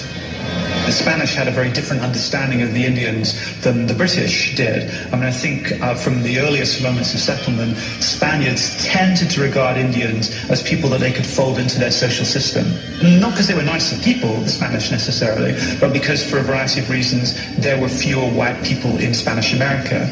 Because Spain never colonized America with anything like the number of colonists that England and eventually Britain brought over. The number of Spaniards, peninsulares as they were known, people from the Iberian Peninsula that actually came to Latin America, was much, much smaller. One sees emerging in the period of the Enlightenment in the latter part of the 18th century, as abolitionism is beginning to take root in that part of the world as well, a much more vigorous form of mixed race interaction that you find in other parts of the world. It's a different tradition coming out of Southern European colonization, Portuguese on one hand, Spanish on the other, and out of this a greater willingness to engage in forms of mixed interaction, mixed intercourse, and identified and acknowledged mixed race populations emerging. And out of this you get, in the last 30 years, really 1760 to 1790, in Mexico City in particular, really 1760 to 1790, in Mexico City in particular, but you also get versions of this in Peru and elsewhere, of what comes to be called casta painting, mixed race painting, caste painting, even call it, which characterizes in explicit classificatory terms. Islands giving kids justice for free, so they can see clearly. Kids get their passes free. Amount of wealth in America was the ownership of slaves and slave labor. Now this is enormous, and it's in that process of being able to command the resources of other parts of the world, extract them for your industries and that labor, that you create this massive structural inequality. The British become well off on the basis of the slave system. Liverpool, Bristol grow to kind of extraordinary levels of material and urban well-being because of the slave system. Lloyd's of London, the Bank of England, Barings Bank, Barclays Bank, Lord Harwood at Harwood House, stake homes left, right and centre, are absolutely rooted in the slave system. But it's a slave system that needs a justification. That is the kind of racist element in it. But the real rationale for it is profit. The sort of laundering of slave profits, as opposed to simply the relocation of them in economic enterprises, is, I think, a very important part of the modern development of Britain. For example, a documentary called The History of Racism, and it's dealing with racism right across the board, and how white Europe, well, not white Europe, but Europeans facilitated slavery amongst the Native American them especially, amongst the African them especially. So we're going to continue with it. Yeah, we're going to continue. Good stuff is going Let's continue this thing now. Possible situation. Side with the British, whose stronghold was Fort Detroit, and they risked the wrath of the rebel colonists based in Fort Pitt. Side with these Americans and their militiamen, and they would invite merciless retribution from the British. And as for trying to stay out of it, even if you were in Pennsylvania, a state founded by Quakers upon principles of Christian brotherly love, this too could have fatal consequences. Now, one group that didn't pick one side or the other were the Moravian Christian Indians, who were gathered in 3 little communities, the most important of which was called Gnadenhutten. These Moravian Christians, there are maybe 100, 150, had tried to stay out of the war. They weren't hostile Indians. They had adopted many of the customs, the equipment, the technology of white people. They read the Bible. They sang hymns. They were, to all intents and purposes, the dream model of people back in the 17th century who wanted to convert and civilize Indians. And then a group of Pennsylvania militiamen arrived. When they had taken everything that they had that could be construed as a weapon, tools, axes, whatever, that the Indians had, which could be used against them, the militiamen got together and decided to kill every one of them. So every single Indian, in fact the majority were women and children. I think there were around 30 men, so the rest, 60 or so, were women and children. All of them were massacred. They were brought in pairs to a hut where they were hit over the head with a Cooper's mallet. And their brains were dashed out without any regard to them obviously being non-combatant. And at the end of the massacre, the white militiamen who committed it melted away. There was never any legal action taken against them. And their argument was that these Indians had tools with writing on them, or they had books, or they had implements they could only have stolen from white people.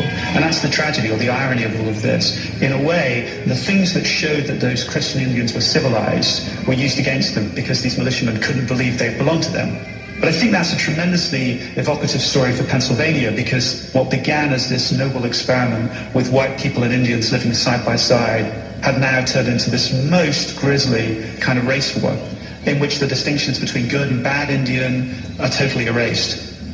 It goes back to one of the problems, I guess, for Americans, white settlers. What does it mean to be an American? What is there about America as a place which defines the people that live there?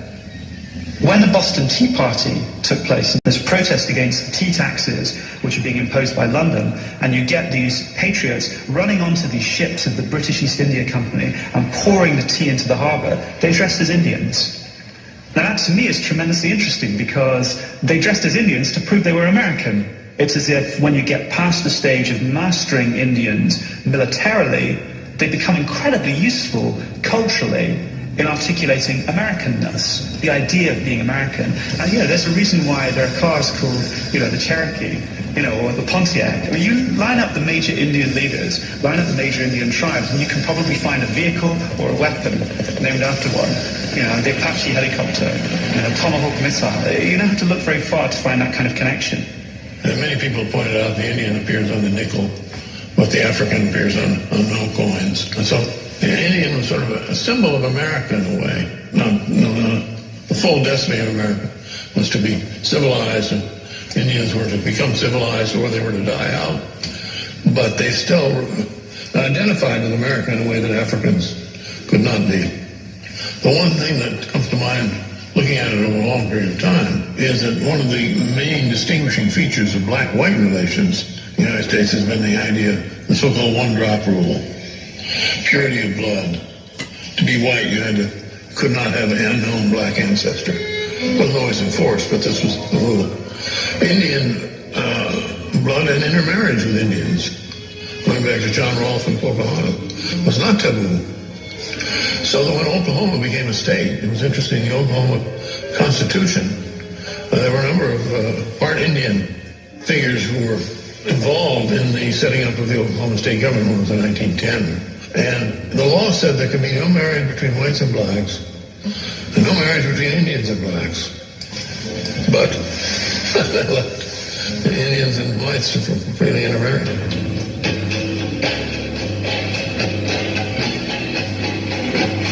The mid-18th century is considered a pivotal historical moment when the Enlightenment dream of the brotherhood of man, championed by philosophers like David Hume, Voltaire, Rousseau, and the encyclopedists, came to prominence.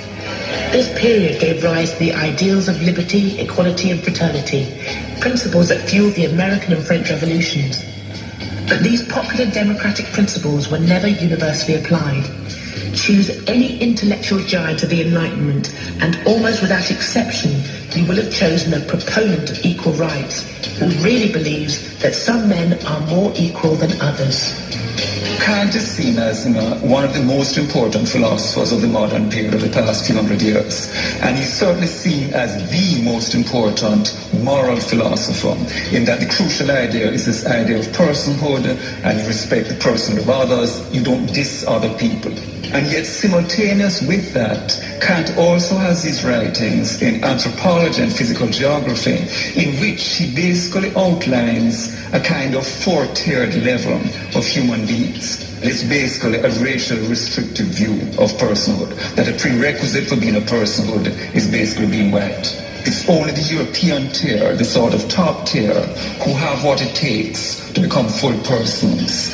And Asians, one rung below Europeans, blacks, one rung below that, Native Americans. These are the tiers. Even if they're human, they're not full persons. The Enlightenment is a two-edged sword.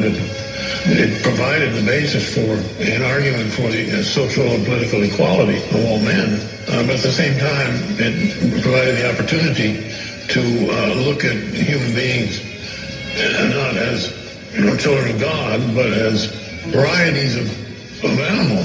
So if you decide that certain human beings are not human, they don't belong to the same species, then of course they don't have any right to sign contracts, and they can't be part of the social contract that forms your political system. And that's exactly what happens in these early democracies, is that blacks don't have any voting rights. Many of the philosophers writing this period, they played a crucial rationalizing role in justifying European imperialism, in justifying the domination of whites over people of color. So why is it then that these things are not more widely known? Why is the Kant establishment not taking up this issue? The marginalization of issues like this sort of goes in tandem with the sanitized view of mainstream philosophers. So that you represent Locke, you represent Kant, you represent Hegel, you represent these people in ways that does not address the sort of racist dimensions of their thought, and that sort of contributes to a picture of the modern period from which race has been whitewashed out. Majesties, Ferdinand and Isabella, King and Queen of Castile, Leon and Aragon, I now take possession of this land and name it San Salvador.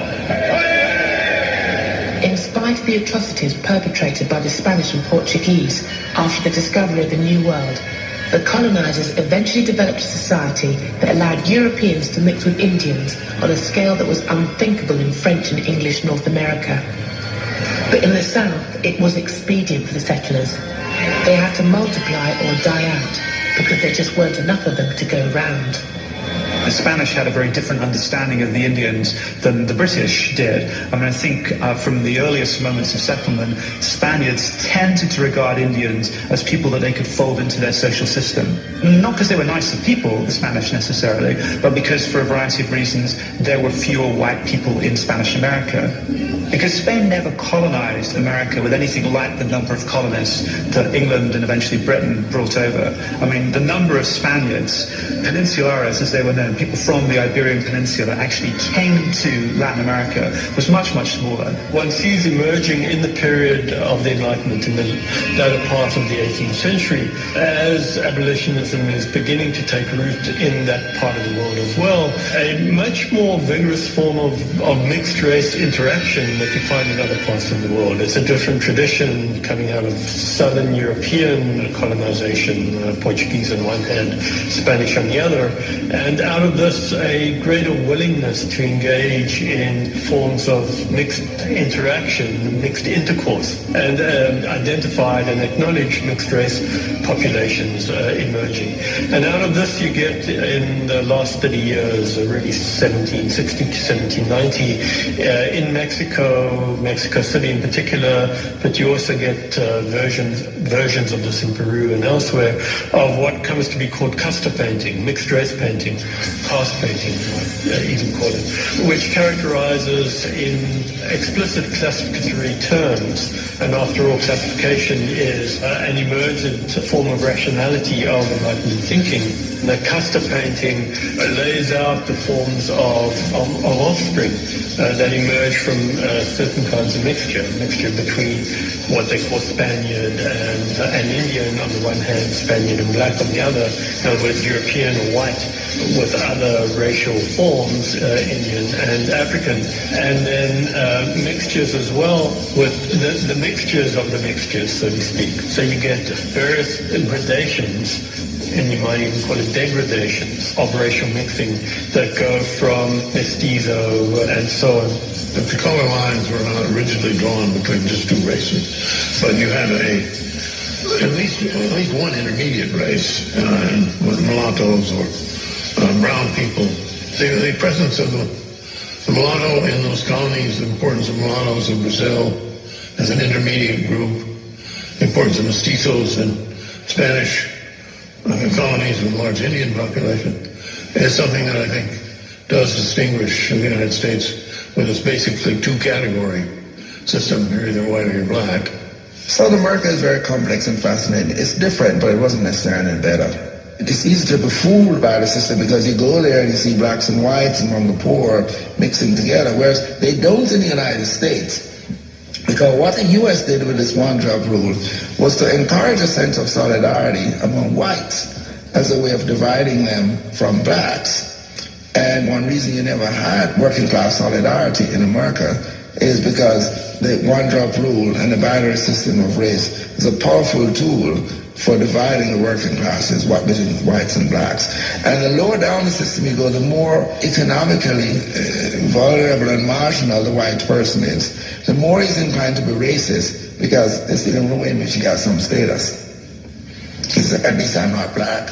And so the white poor and the black poor are totally against each other. So it became a perfect system of division. Latin American societies are far more racist at the top than the United States. I mean, the Brazilian military brass is completely white. The Brazilian political elite is, until recently, completely white. Whereas in the United States, the higher up you go now, because of civil rights laws and so on, the more integrated the population, and the American political elite is thoroughly integrated. I mean, the Secretary of State is black. The Congressional Black Caucus is very powerful. Part of the reason for this is that the way black Americans took over the one-drop rule and turned it to their own ends for mobilization and solidarity. Whereas in Brazil, they go on about their racial democracy. All they mean by that is that white men were going to bed with black women and not feeling guilty about it, and producing mixed kids who make great beauty queens. But the system remained viciously unequal. Brazil is the most unequal society in the Western world, and blacks are completely at the bottom. So it's a pernicious system. It's apartheid without apartheid laws. And at the top, it's all the racist. If contemporary democracies can be called racist, then it should come as no surprise that over 200 years ago, a very early democratic experiment in Sierra Leone went badly wrong. Freetown became the home of the black loyalists, ex-slaves who freed themselves by fighting for the British in the American War of Independence. But their freedom turned out to be very limited because of the dictates of their former British masters. To some extent, what's interesting about Sierra Leone is how accidental the whole story is. These people, in a sense, have become refugees and have become British because they'd actually crossed the lines during the American Revolution to fight for the British. So in 1775, the British governor of Virginia said that if black people who were slaves would cross lines, would leave their plantations, leave the Americans, if you like, and fight for him, for the British, they'd win their freedom. But the British weren't committed in any deep way during the American Revolution to racial equality or even to emancipation. It was a strategic military move. When this colony was established in 1787, it was meant to be a free colony. But for a variety of reasons, it didn't work that way. The problems with the colony inhabitants really came to the forefront with the arrival of the Nova Scotian settlers. These were blacks who had helped the British during the American War of Independence, and they had been promised some land in Nova Scotia. They were called the Black Loyalists. Many of the promises that the British made to them were never fulfilled. The tragedy of Sierra Leone in the 1790s is the difficulty, the almost impossibility, I guess, for whites of letting black people run the colony. I mean, it was constantly run by or overseen by white people. And black people, I think, didn't think that's how it was going to work out. They imagined they'd have much, much more power and authority. They wouldn't just be electing constables, they'd be running the colony. And that didn't happen. These Nova Scotian settlers that came here had all the resources that would enable them to govern themselves as an independent people. They had black pastors, they had black politicians who had mobilized them in Canada to move over to Sierra Leone. So they really had the human resource to be able to govern themselves as a free and independent people. You have a view that emerges at the same time and fuels abolitionism, the claim that those who are not European or of European descent are historically immature by contrast with those who are European or European settlers. Europeans see themselves as having the obligation, the burden to civilize something that's still with us today. One sees it in relation to the invasion of Iraq, for example. We will come in and teach you how to govern yourselves because you haven't been able to govern yourselves hitherto. It was really a great opportunity that was lost because had these people been given the opportunity to govern themselves, it is possible that perhaps Sierra Leone would never have been colonized in the real sense of the word, and Sierra Leone could probably have been the first black African country to be free of colonial rule. I believe there are a few events in my life which have not happened to many. Olaudah Equiano, whose first slave name was Gustava Vasa, obtains his freedom in London and becomes a key figure in the abolitionist movement. His autobiography really becomes the transforming political document to the abolitionist movement. Olaudah Equiano is just one of the great campaigners consigned to the margins of history, while William Wilberforce is represented as the all-conquering hero who abolished slavery.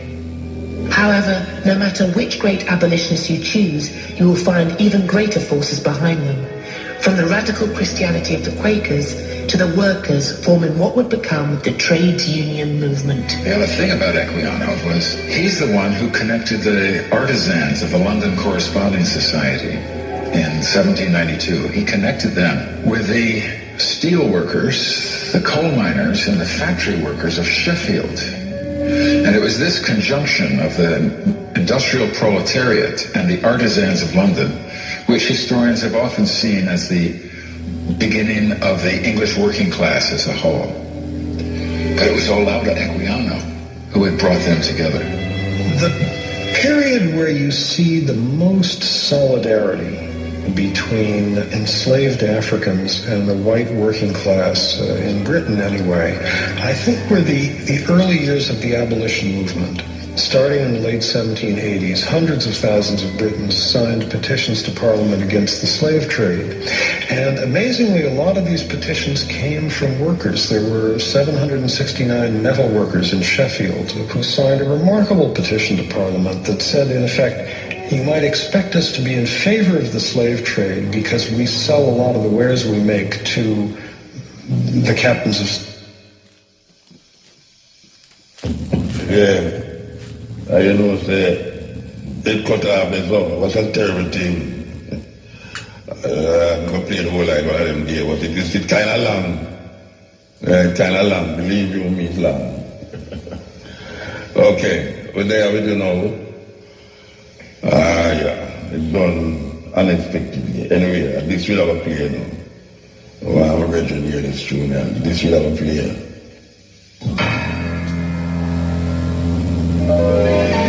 We just get a CD from Finland where them remix this poem again about the 22nd time. Them remix that poem. Believe you me, the most of version people send come give me. With ask if them can do it over. Of course, I get pay feet, of course, do it over, yes. Do it over, man. From I tell you where I want, I say yes, do it one. So, we want to take some call, and meanwhile we are waiting for the call them. We did that in the beginning of the program, we did tell about the three major religions them, and how those three religions has caused more havoc on earth than any other kind of happening. Yes, the wars them and the rumors of war and nation and rising against nation. And even to now, we see, when we talk about Iraq and the war in Iraq, and now we see ISIL and, you know, we see all the church, them, the Anglican and the Roman church fight, and then we see world war start, and, you know, because people don't like that religion there, and, you know, all of them things there.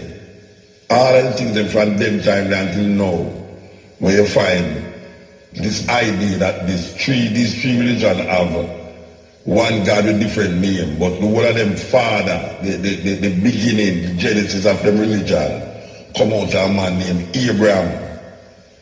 Yes.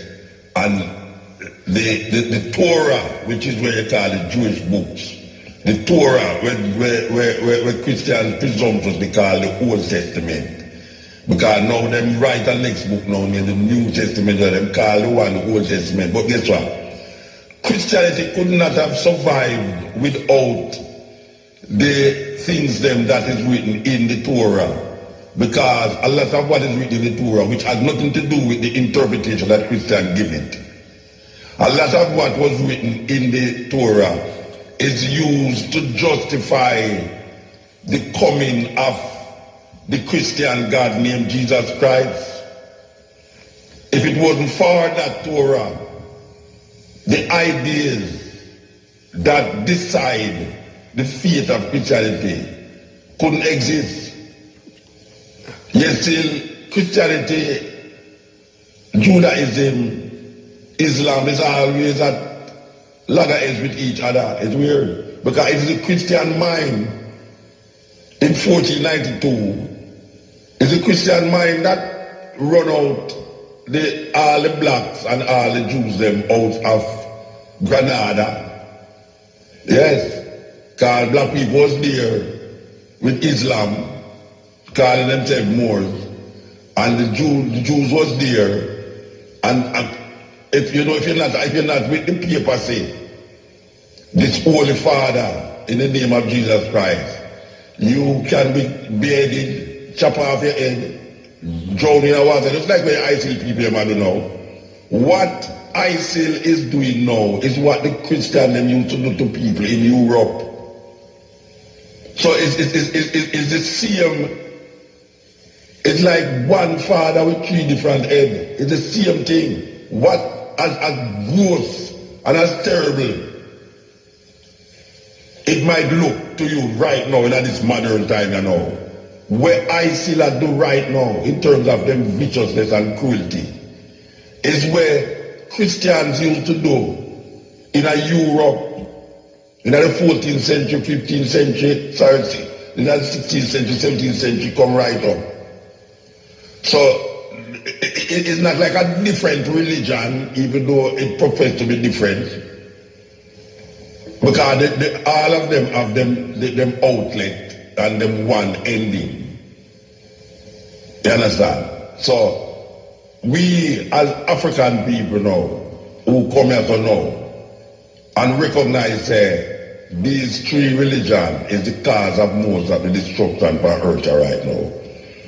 Why would a man want get religious in them? It's just weird. It's bad for me.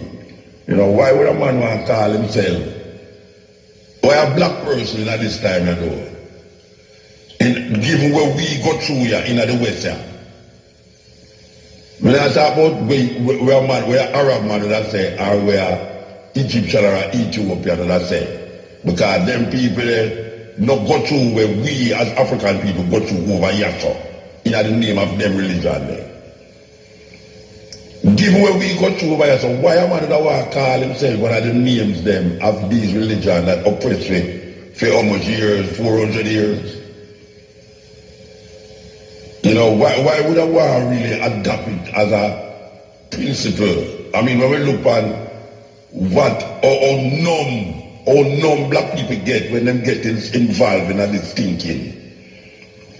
I mean, black people lose all perception of independent thinking and just free thought, and black people lose all sense of rational thinking, logical thinking when them adopt. Especially the one where oppress we have some more than all of them. Christianity, will oppress black people and still oppress black people. Because you can't see it, you know. Anytime you start talking to a man about, and a matter of fact, Christian love talk to you about them God, you know. And when you start talking to them about for them God now, it's almost like it was chop off neck business start. It's like it was start a chop off neck thing. You understand? And it is always the idea that if you don't accept what them say, if you don't accept it, what will happen to you? And your soul will go down in hell and the brimstone and fire and all them things. We have blood and brimstone and we have blood and fire and no water in Jamaica right now, and I mean, just normally, it's a normal thing. What people experience is hell. In hell is what Jamaican people are experiencing normally every day. The place is scorched with fire, with no water to out the fire. You know, so, and no rain. I mean, and blood upon the street them. Blood all over the street them. You want more hell than that? I don't know if you can get more hell than that, you know.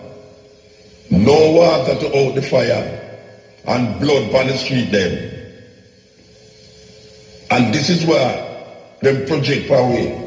Them project this something other than what is happening now and over where rectify what is happening now, because tomorrow when we die, things will be better. Meanwhile, here the white guy tell you, the white guy say, look here man, black people, how you think we get to control the world? There's a thing named unity. Not uniformity, no, unity. But I can already tell you, first of all, I was told that most Jews don't believe in no God. Can you believe that? Well, I never believed it until I hear it from Jews. Most Jews is atheists. I mean, this is serious thing. You never know that. Then now you have the Christian people now. Most Christians believe say you have to dead to go to heaven, and that there's a man that will bring and save them, take them away from all this and carry everybody down who don't believe in him, in death and brimstone and fire. And I mean, how can you perceive a thing like that being a human being in a logical, intelligent? How can you be an intelligent and logical person believing that there is some entity out there that is all powerful, all loving, we call it omnipresent, omniscient, benevolent, and all the omni them where you want to find it. You actually believe in this power that is all of that, yet still, that power is going to take people who don't worship him. Because it's a worship thing, if you don't worship, they're going to kill you. And put all of these people in a pit and boil them, burn them, skin and burn, and they must have burn forever and ever just like that. And then you have a set of people now who just fly up in the air. Lying in.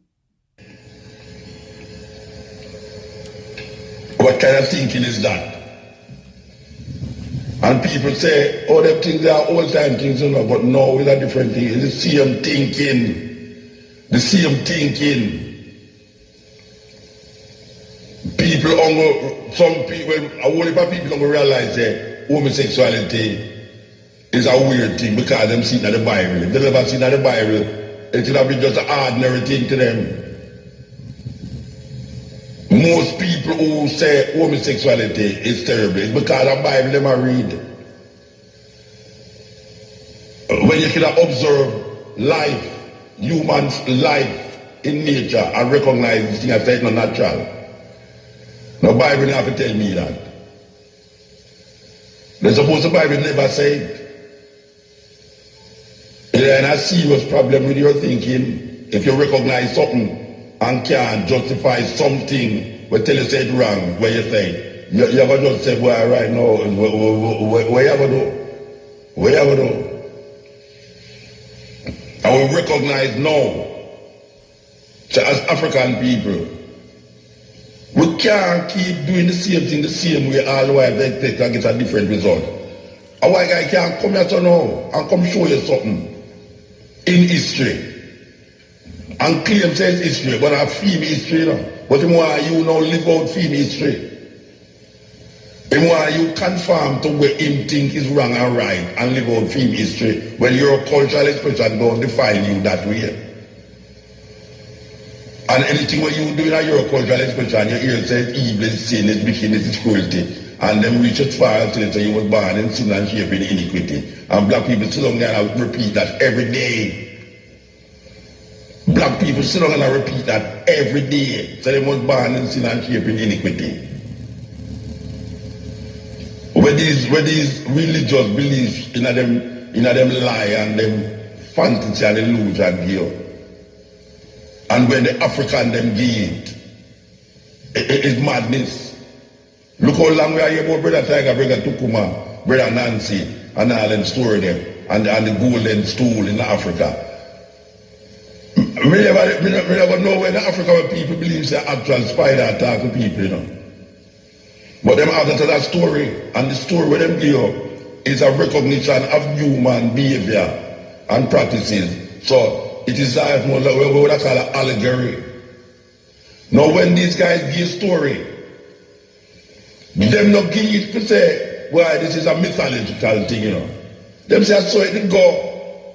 And black people lose sight of them things in Africa and take up the European idea of things now and say, why you see your things our things are foolishness, you know, about spider attack. No spider can't attack, a foolishness. But them have snake attack in the Bible. Them have donkey attack in the Bible. Them have a man that throw down rod and start on snake in the Bible. Them have bush attack to man. Hey, that's some madness. Them have bush attack to people, to a man. Them have a God who will wipe out all the firstborn in our country, Egypt. Because he must secure feeding people them. So in the beginning now, God who create heaven and earth and all things for it now, select a little second, a group of little people, a group of nomads, him select them to come rule the earth now and say him for them chosen people them there. The same entity will make everything for earth.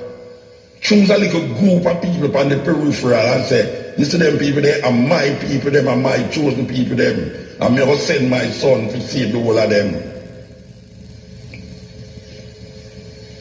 And that's what we're reading at the book. And snake attack to people, we read that in a book. Donkey attack, we read that in a book. Bush attack, we read that in a book. And if we ever start telling about some stories, African stories, in some book when we read. If we ever once start to tell them things, there's real thing. Like in a Yoruba tradition, you hear about the different gods and you hear about certain things that take place in Africa. If you ever start about them things, you say, I'm mad, you're mad. Most of what you chat about.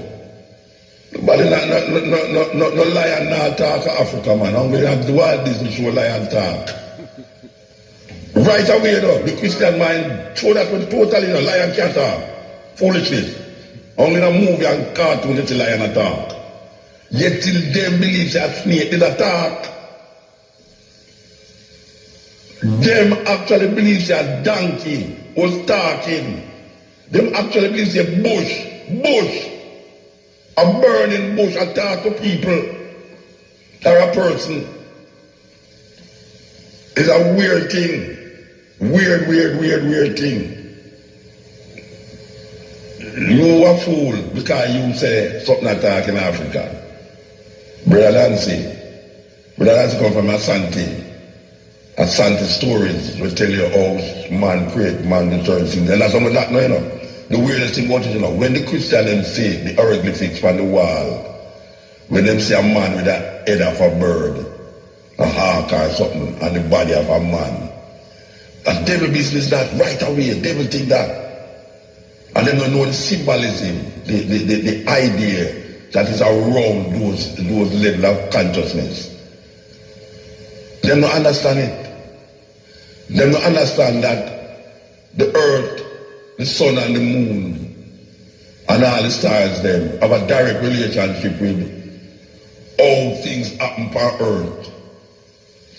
Man, human being behavior and human being intention have a connection with the heat, air and water, with the sun, the moon and the stars. There's a connection. The sea, the moon, full moon, dark night, all of them have a connection with earth, the planet. And you can see that, observe that through nature. You do a country and the man tell you, say, don't chop the bamboo on moonshine night because we've got to take it up and it's going to rotten easier. But they chop it at dark night. The man at Kingston marvel and wonder, where man say, how he know that? He don't know that two sides of them, know that you experience. He know that to experience through trial and error. He use the bamboo one time and say it get rotten. So what we don't say every time we chop the bamboo at the same time. A moonshine because more so me a chop. And him chop it a moonshine because him chop. And he realize that every time him chop the bamboo, it's the same time him always chop the bamboo. It's at the time when him can't see. You say, watch your man. I'm going to chop it on a dark night when I can't see. And both of them got to tell him, say, no people that take out the bamboo. You know, see the bamboo I get rotten. And them start chop the bamboo then in the dark night. And them realize, oh, I see where I'm going. It's something with the moon have to do with the bamboo. And I experience teach wisdom and I try to get the wisdom for don't chop the bamboo again in a dark, in a bright night. And them start to observe now other things, other plants. And him look on the other plant them, and him say, okay, so we are going now. When I do that, when I plant at certain time, this is what happened because I was always planting it that time and I was wondering, oh, come on, not get him no yellow type. And I realized about there's certain time that it's better to plant, and certain time we are not to plant. And that is because of the connection between heat, air, and water, the earth, the moon, the sun and the stars. There's a connection. And that includes human behavior too. But when the African go into them something there, when the Dogon people them and the Ethiopian people them and the Kemetic people go into them something there now and realize how related them whole body is. Their body is like a small version of the whole planet system, galaxies and stars and moon. Maybe we just a little virus in the just like when you have some little virus on the bottom of our foot, we know so we head there. But you have some virus down there in your body. Some little this and some little that way. Just have move independent and go on like that, them alone exist. But when you move further and further, go up your foot to your body and things like that. But so weird, this place is a massive place. Well, that's so it go. The African them, through experience and time, recognize certain things in the nature, just like the Native American them, just like the Aboriginal people them, just like the Amerindian them. Them did observe nature and recognize nature. Nature give them food. When them say in Egypt when the Nile come down,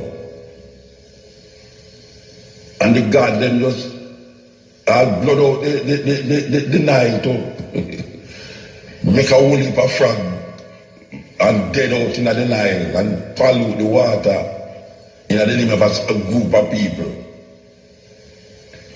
It's a terrible story. Terrible story.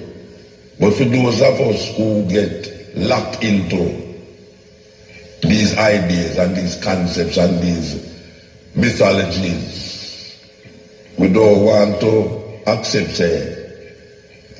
It's just a faith. It have nothing to do with nothing else more than what you have in your head. All of these concepts come out of man's head. Because if a man recognize Satan in an individual, one can't recognize God in an individual. When the two of them is the same thing, but different kind. At the same time with two different faces. If you can accept, if you can say the devil is a man, why God can't be a man too? Because people say the Pope are the devil. 7 days say the Pope are the devil. Rasta come say the Pope are the devil too. If you can recognize that, say the Pope could have really be the devil, or the devil can be incarnated into a human being. In at this time, not 2,000 years ago. Why it's so far-fetched we say God exists in a human being? In a human being. So, black people, the white man said, you know, the white man said, what's your man? Only can really make white people give something over years of years. And you see that something they enslave you over the years. And you still latch on for it more than him. Meanwhile, him they are advanced and I live happy and I help him family. Him have food, clothes and shelter for him family. And him have money can go here and there and there. And him still up happily and now okay, where man want to tell you about it. People who have money not happy. It's foolishness. Because you have, we see more unhappy people when they have no money than more people who are happy have money. We see the majority of people in Jamaica unhappy. Because they can't afford to feed them picnic, send them picnic at school, put shelter over them head. And the reason where a man want to give you now with a philosophy where oppress you every day is that don't worry, man, the Lord soon come. The Lord soon come. That is all why. That is all the talking. Don't worry, man. This is just a temporary world, you know, but you see when you die, your soul and this and this and that. Watch a man, when you move from with them foolishness there now. Black people, when you wake up. When you wake up and stop going like an idiot. 400 years, a man will tell you something. And when you look on something, it now get you better. And when you look on him will rule more people over and over with the same philosophy, where him not really accept and believe in her. The majority of Europeans don't believe in a God. According to polls them take. Just like in Japan too. If you go right across Europe, even though them say most of the European countries are a Christian country, the majority of European countries, as a matter of fact, the countries that don't accept the religion is this country them where you have less crime. That's weird, you know. That's really deep, right? That's deep. The country them in Europe that don't give credence to religion is the country them that have good economy, happy people, less crime, and all the things that we are searching for right now, but we can't get right now. But yet you know, hold on upon this Jesus thing. We hold on upon it to the point where now we are suffering and glad so we are suffer, because when we suffer here, so there will be joy in heaven. White man heaven is a black man hell. Louis Farrakhan said that years ago. White man heaven is the black man hell. So when a man come now and him a hold on upon that, and for 400 days him a hold on upon that, and it now work for him. It now work for him ancestors. It now work for him. And it not look like it going to work for him generation will come after. And it now work for him. It now work for him ancestors. It now work for him. And it not look like it going to work for him generation will come after him too. Because when him smap out the thing and him see IMF this, and him see the food I get higher and can't get no work and all them things there, him still I tell you say, watch out now. You see where him not have no president for. There's no president where he must say, no. He must hold on it on faith. Because tomorrow will be better. And tomorrow is always not coming, because your grandparents will live for tomorrow too. And your great grandfather will live for tomorrow. And tomorrow never come. Meanwhile, the guy who oppress you now, him just say, right, see religion and take this. Wow, worship Jesus, him soon come save you. Hey, watch out. Go to church and this 10% of your earnings. All right, this and this and that. Are you there? You there at suffer. You know, fella said, black people are suffer. And they start to love the suffering, that they can't tell the difference between suffering and they can't tell the difference between if I am a slave, I am not a slave. Because now, you're no slave to the white man again, you're slave to God. That is what you really are doing. You're enslaved not to the white man, but the white man God. That is what you're enslaved to now. And you don't recognize it because it don't come to you that way there. But shut your eye. Shut your eye, and if you be truthful, shut your eye and think on Jesus Christ and tell me if you see a man that look like your father in the picture. A black people may start to. Shut your eye and think on Jesus. How you think Jesus would look. And tell me truthfully if it's a black man coming in front of your eye. This is the cutting edge, yes. Yeah. Hello. Yeah, that's it. Well, yeah, a long time though. I true because I talk long time. Yeah. Like, too much long time. No, but you know, it's a passion and therefore respect the passion. A long time I hear you, man. Yeah, man, we're talking 24/7, you know, so I have to listen more time and you hear. Well, my program is 24/7. No, in the spirit. But anyhow, check down the website. You jump off out of the spirit quickly, man. No, I'm always in the spirit. Yeah, one is a spiritual being. Yeah, have a physical body. Yeah, everybody and a soul. Yeah. And there's a soul that go between the spirit and the physical. So don't worry about the body because you will always have the spirit there. The spirit is a zillion times bigger than your little finite body. Yeah. And when you dead, your spirit still alive. Yeah, that's what I hear all the while. But hear this now. KAT are the first name. Wait, let me answer a question. Mm-hmm. Now give your time, no worry yourself. But let me answer now. Everybody knows spirit. Them body dead, but them spirit out there, that you're saying. So like Muta now, and Brian are beside me now, when the flesh go down, the spirit out there. And that you're saying? No. Tell me what you're saying.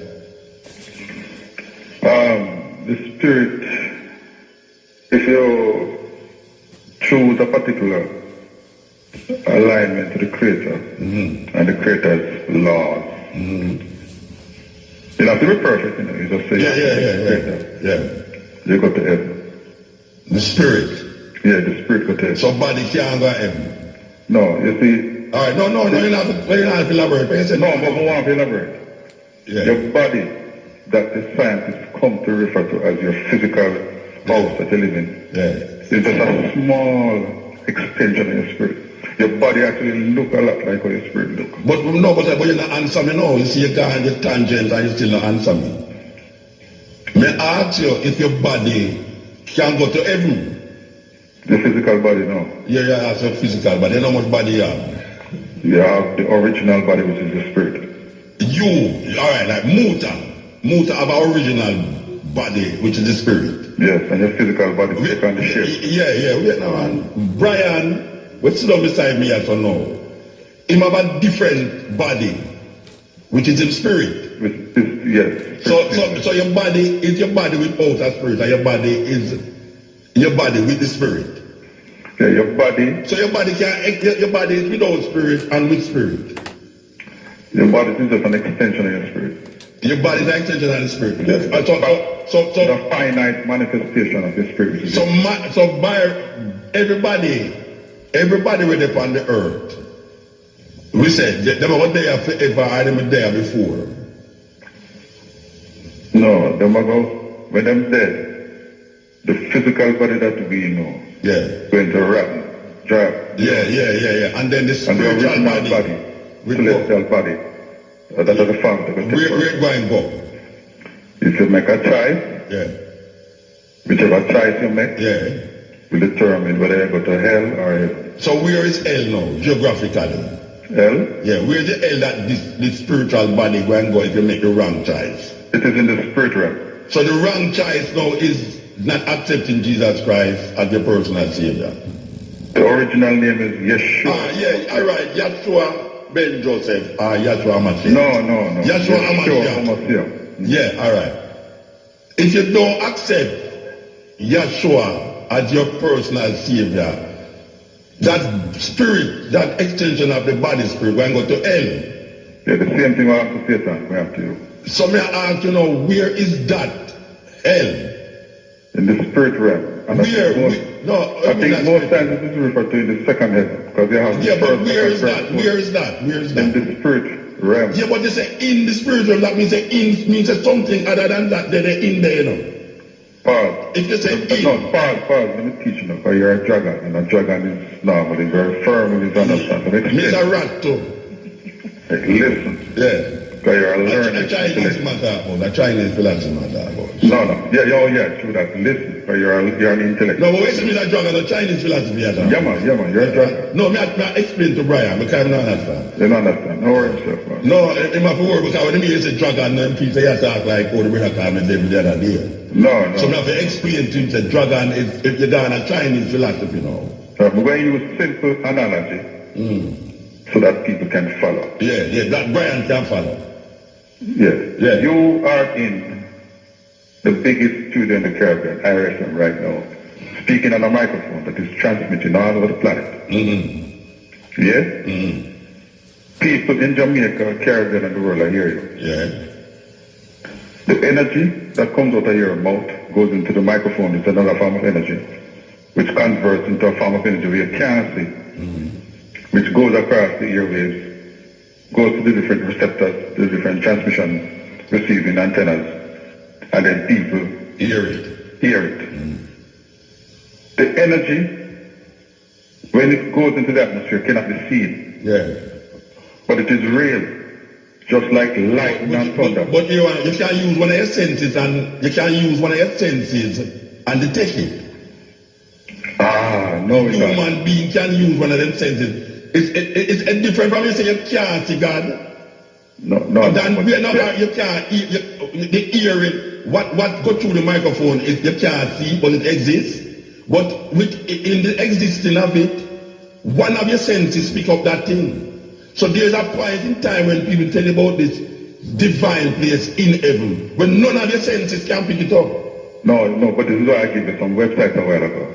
No, nothing about no website. I'm here to talk, man. Nothing about no website. No, we've been talking, but we're going to still point it out. So when you have your spare time. Wait there. No, we have spare time now. What I am saying to you, Christians, including that year where you say it now, always say, tell me something. You can't see pain? You say no. No, that is a finite mind at all. Yeah, the finite mind will tell you yes. Alright. The breeze a blow, you can't see the breeze? Yes, you can. You can't see breeze? Yeah, the things of the spirit are spiritually discerned. No, wait no man. I tell you what the Christian always say. Yes. No, when them say you can't see these things, them have to know, it's the same way God is. You know say God there. But you don't, not because you can't see it, it don't mean it don't exist. That is what the Christian are used for, you know. That part of it is true. Yeah, but I have said to you now, that your five senses, one of your senses dictate my voice. Yes. In the microphone, we transform, the energy transform, but it can't change. Yes. Right? So energy is moving in the microphone, and the microphone is the energy is transformed in such a way that the human being in this body can pick up that energy and hear something outside. I tell you, say, the energy that way you are claim God is a mind thing that is you create, that's in your head. Based upon what consequences are before you're born, and I tell you, say, you're totally wrong. Without apology. Tell me how you're totally wrong. Explain to me. Explain to me. A lot of what you used a while ago is man-made scientific information. No, I'm not. You know, All right. May I ask you a question? Hold on. There's finite. Listen, Mota. Yeah. You know, back in 1997, we bumped up in your book. No, don't talk what we are talking to. No, man. I get a chance to talk about in 1997. Where you talk a while about finite? You have the finite. Yes. And the infinite. Mm-hmm. The five senses that we refer to, the human existence in the human body, operate mainly, in the finite, measurable realm of the human atmosphere. Right. So who experiences the infinite? How does a human being, two things. How does a human being experience the infinite, and also how does a human being know that the infinite exists as a human being? When the human being reduces the focus on the materialistic, finite things and go back into himself and meditate and reach out to the infinity, which is the Almighty, then you begin to purify yourself from all of the atrocities of sin and negativity. So who in the world do that? Who in the world do that? Who go back to the Father? No, wait no man. You see, I try a long time that we can explain all this thing to between one another, Yeah, I try breaking. You tell me about a place in the infinite. Yes. Which is heaven. Which is the spiritual. Hell is to you is the infinite spiritual realm that people like me will go. And heaven is an infinite spiritual realm where other people go who call themselves Christian, who accept Yahshua. Yeah. If you don't accept Yahshua, you're going to go in the other realm. Along with Satan. And I ask you now, where is that other realm? I say it in the infinite realm. Oh, you know in this finite realm, know what will take place and where that finite realm is. Oh, you know that. When you go within your meditation. Okay. So all of them things that goes in your mind then? No. Your mind is an intermediary between the infinite and the finite. Oh, you come to that. You come to that through what? Through experiment? No. How you come to it? You come to it through your environment where you live in and what you were fed. That is how you come to it. Because if you was in China, you'd never think that. No, there are people in China thinking that. No, I say if you me at all, we not all people in China who are thinking. We said you lived in China, you would not think it. The people in China never did there so. Them over there, so I think I said you lived there in China, you wouldn't think it. And what the argument that you have, both infinite and finite, you can't know that in the finite. You can't know that in the finite. You have to go in the infinite to know what is in the infinite. According to you, the finite person cannot understand the realms of the infinite. So I don't know how. No, I never said that the finite person cannot. The finite person. When the finite person allows his infinite, which is his spirit, to rule it. No, but I just asked, how it works. And you say you have to dead. No, I never say you have to dead to do No, I said it's only in death. the body, the finite body. It's only in the death of the finite body that the infinite realms will be manifested. No. It can't manifest. It can't manifest even now. So you tell me now, I'll give you an example. Hold on. Yeah. You ever go to Gambia? Yes. South Africa? Yeah. Wow. Give me a description of a place you went to in South Africa. Within 1 minute or less.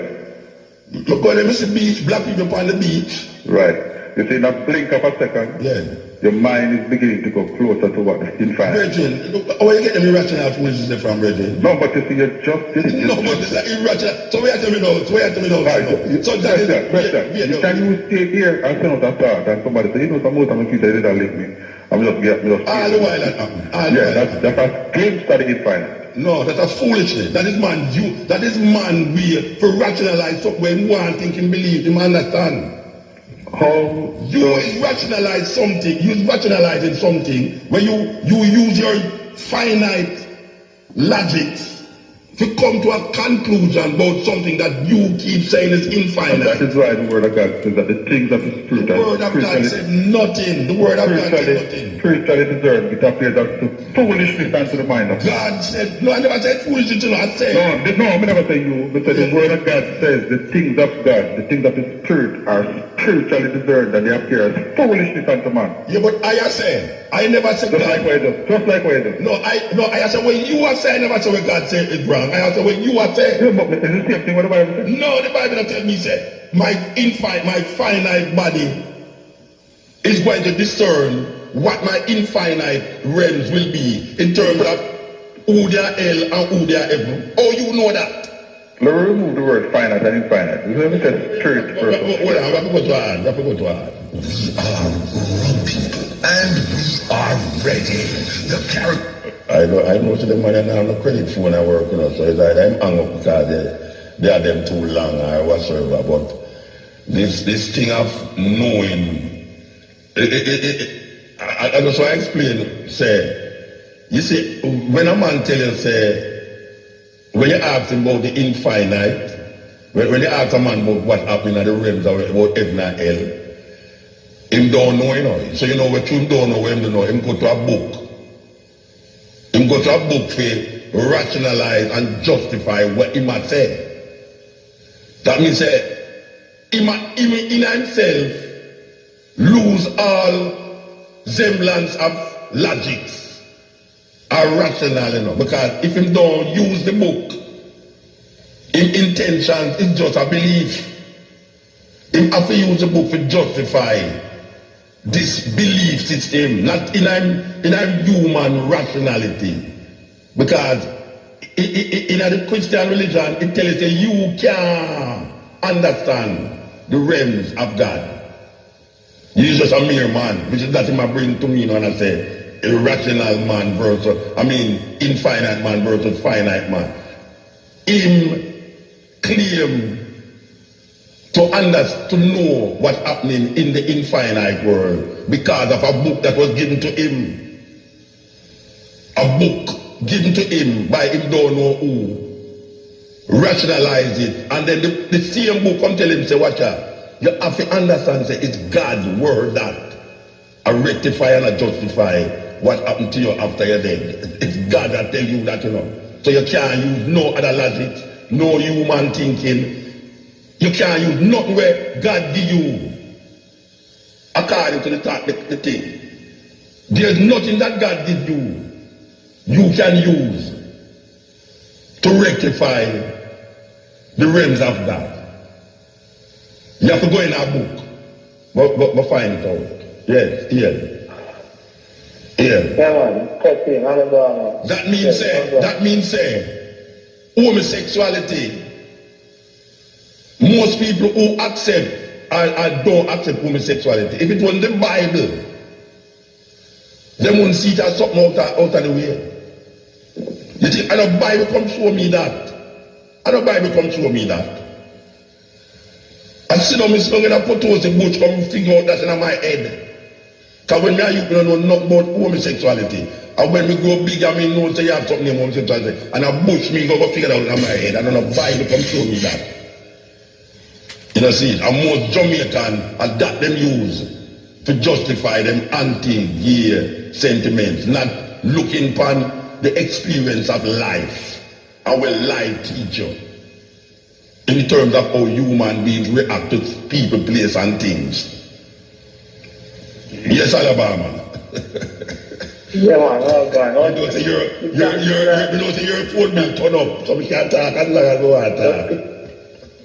Give thanks to Brian feelings, you know. All I want to give you, all I want a mango tree and a stone and right floor and a whole year.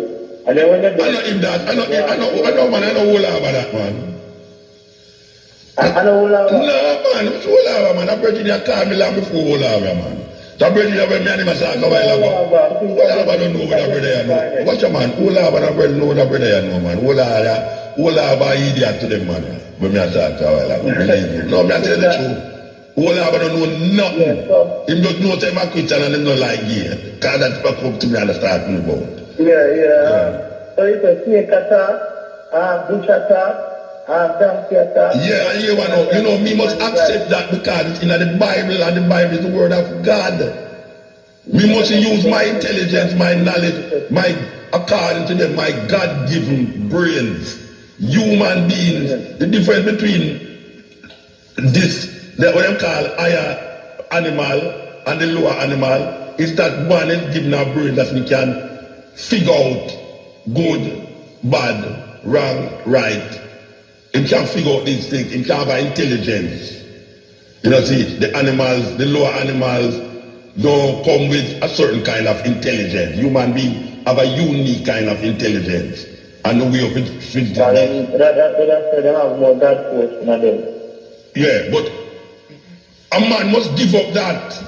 To understand God, you have to give up your man, your humanness. Where you supposed to use in your head. You have to give up that. And go and turn to a book to justify my brains. My brains, Rasta? No, sir.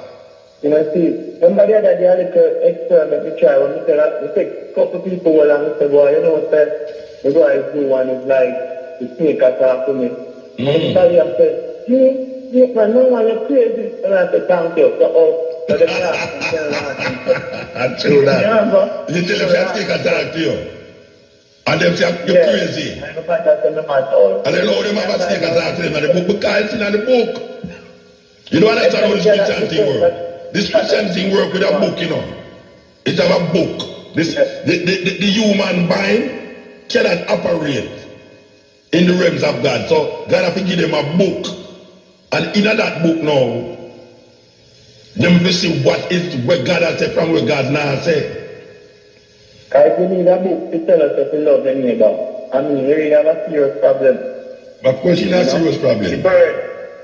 The bird, like when you leave in nest and you get in something them and leave in nest, you don't read the book, you don't want a book to tell them to do that. Certain things just in our DNA. But that's why I cannot understand somebody who eat meat. Me not talk about meat now as a health thing, you know. Me meat as a justification for life. You know, you eat a cow, a goat, or a pig, or whatsoever you eat. As an animal, I still and I cannot understand. Well, I understand it still, you know. I don't know how a man could have really, or a woman could have really gone in the realms of the Almighty, in the essence and the pureness of that fullness, and still I eat meat. It's the most ridiculous idea and concept I see.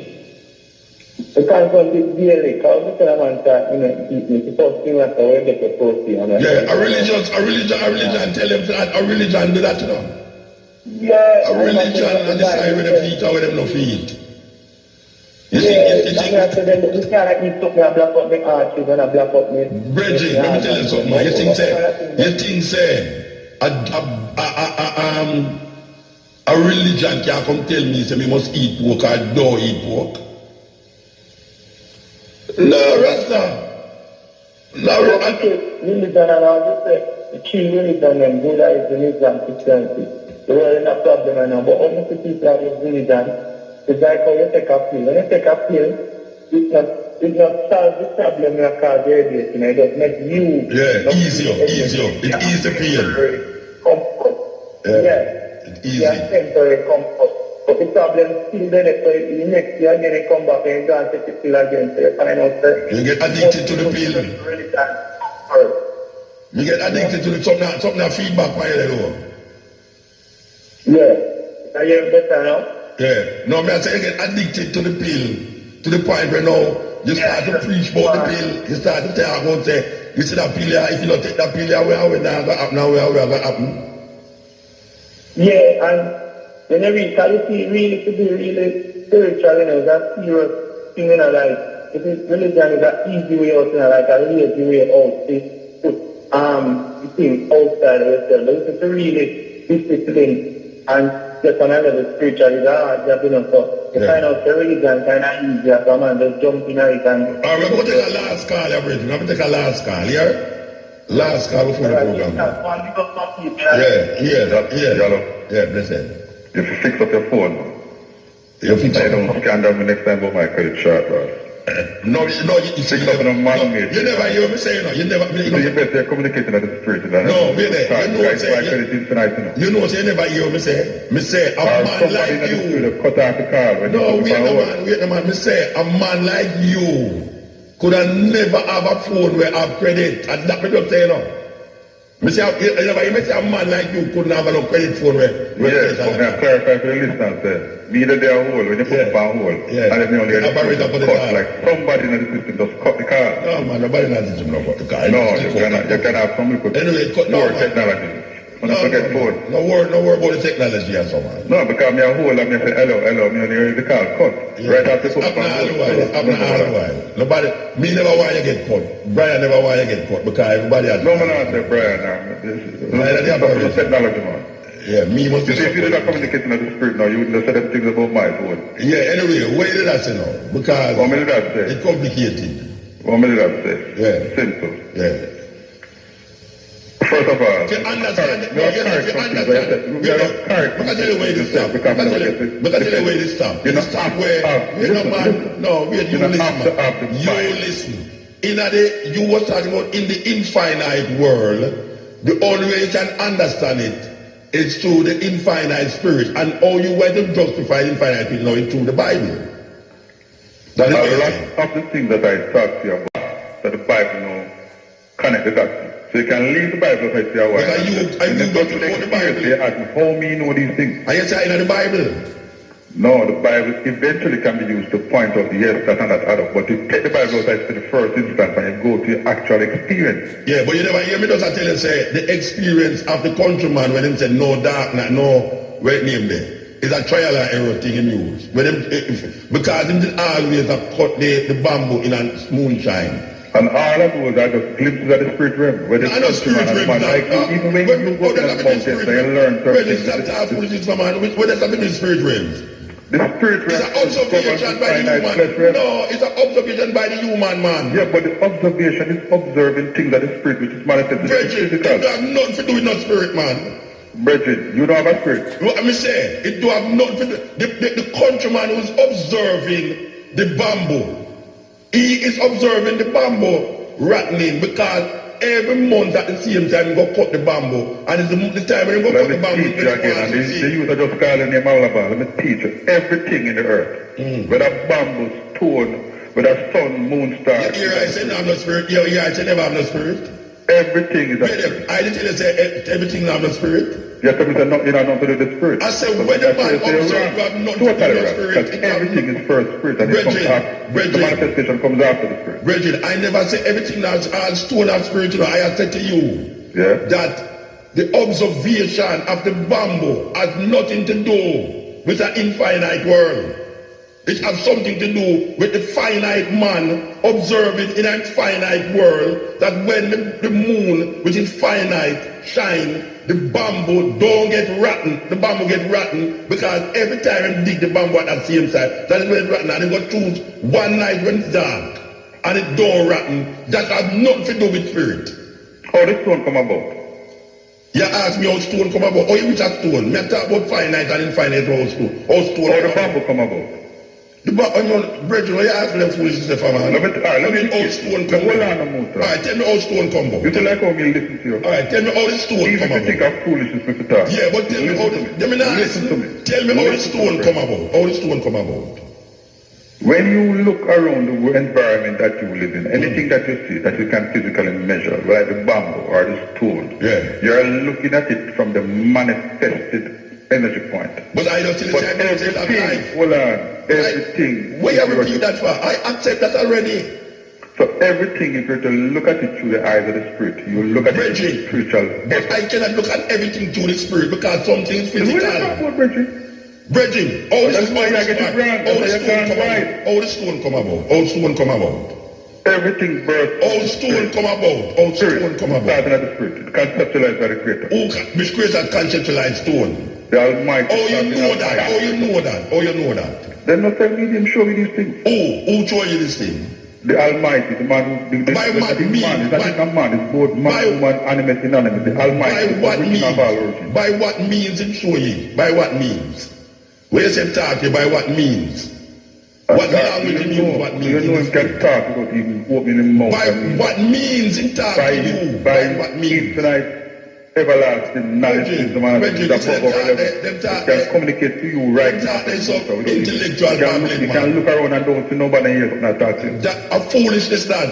If somebody run behind me and talk to me, I'll mouth somebody. It's to understand this. There's no spirit can talk to me. No spirit. If I hear a voice behind me, it's somebody attack to me. There's no way somebody I never hear a voice attack. Musa, what you say? And it don't have nothing as a body. Question asking. In the entire that is intellectual. In the entire 60 days, you ever hear your name a call and look for you to nobody else? It don't mean that somebody not there. It don't mean I don't see them. You know, just told me, I said, I said, no, you're not it don't mean that somebody's not there. It means that I didn't see somebody who called me. No, you never taken at the bush by yourself and then hear your name a call and you look on it and nobody. You know hear what me say? Me say, if somebody call me in the bush and I hear it and I don't see them, it don't mean that not somebody a call me, it just means I don't see somebody. So the answer is yes, you have heard the name a call and you spirit cannot call me. What? No spirit can call me. It's human being have to call me. We're not talking people. I don't want to get it wrong. Yes, talk. Anything about Duppy. You hear me say anything about Duppy? Okay, just want to make it clear. No, but you know what I'm saying. If I hear a voice say, MUTABARUKA, bring some of your young come give me now. And I turn around and I don't see somebody.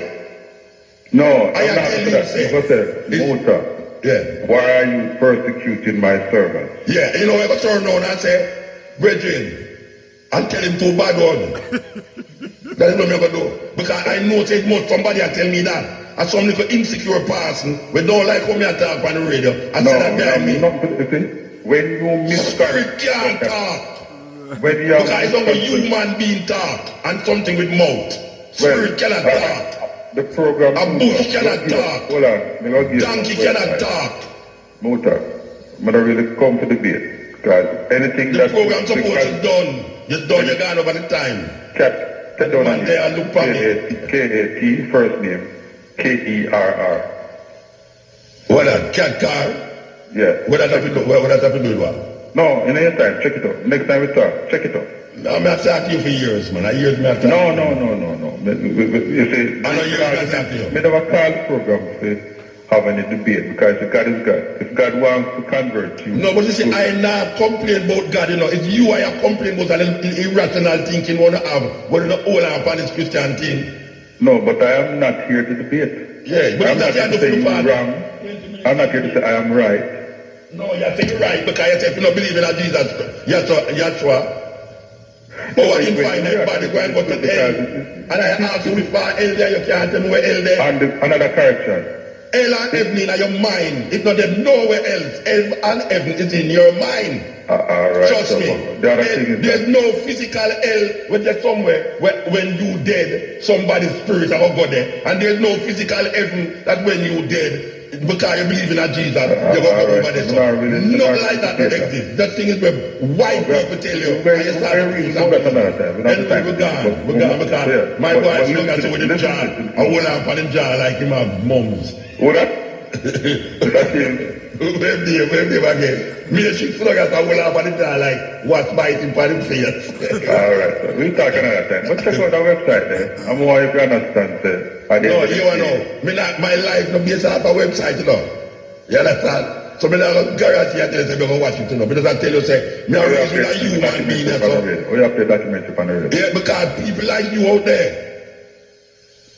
You know, you may all say, take where you want, take where throw outside. Yeah, true. Yeah, me just say, take, if me play, some people don't reach a level, they will take a certain part, right? Some people are never them say the other part are foolish. And that means just take where you want to control what you want. You see, you all get the truth. And you see when they get the truth. Oh, so me don't know the truth. Me don't know the truth. Blessed love. Yeah, all right, sir. Yes. Yeah.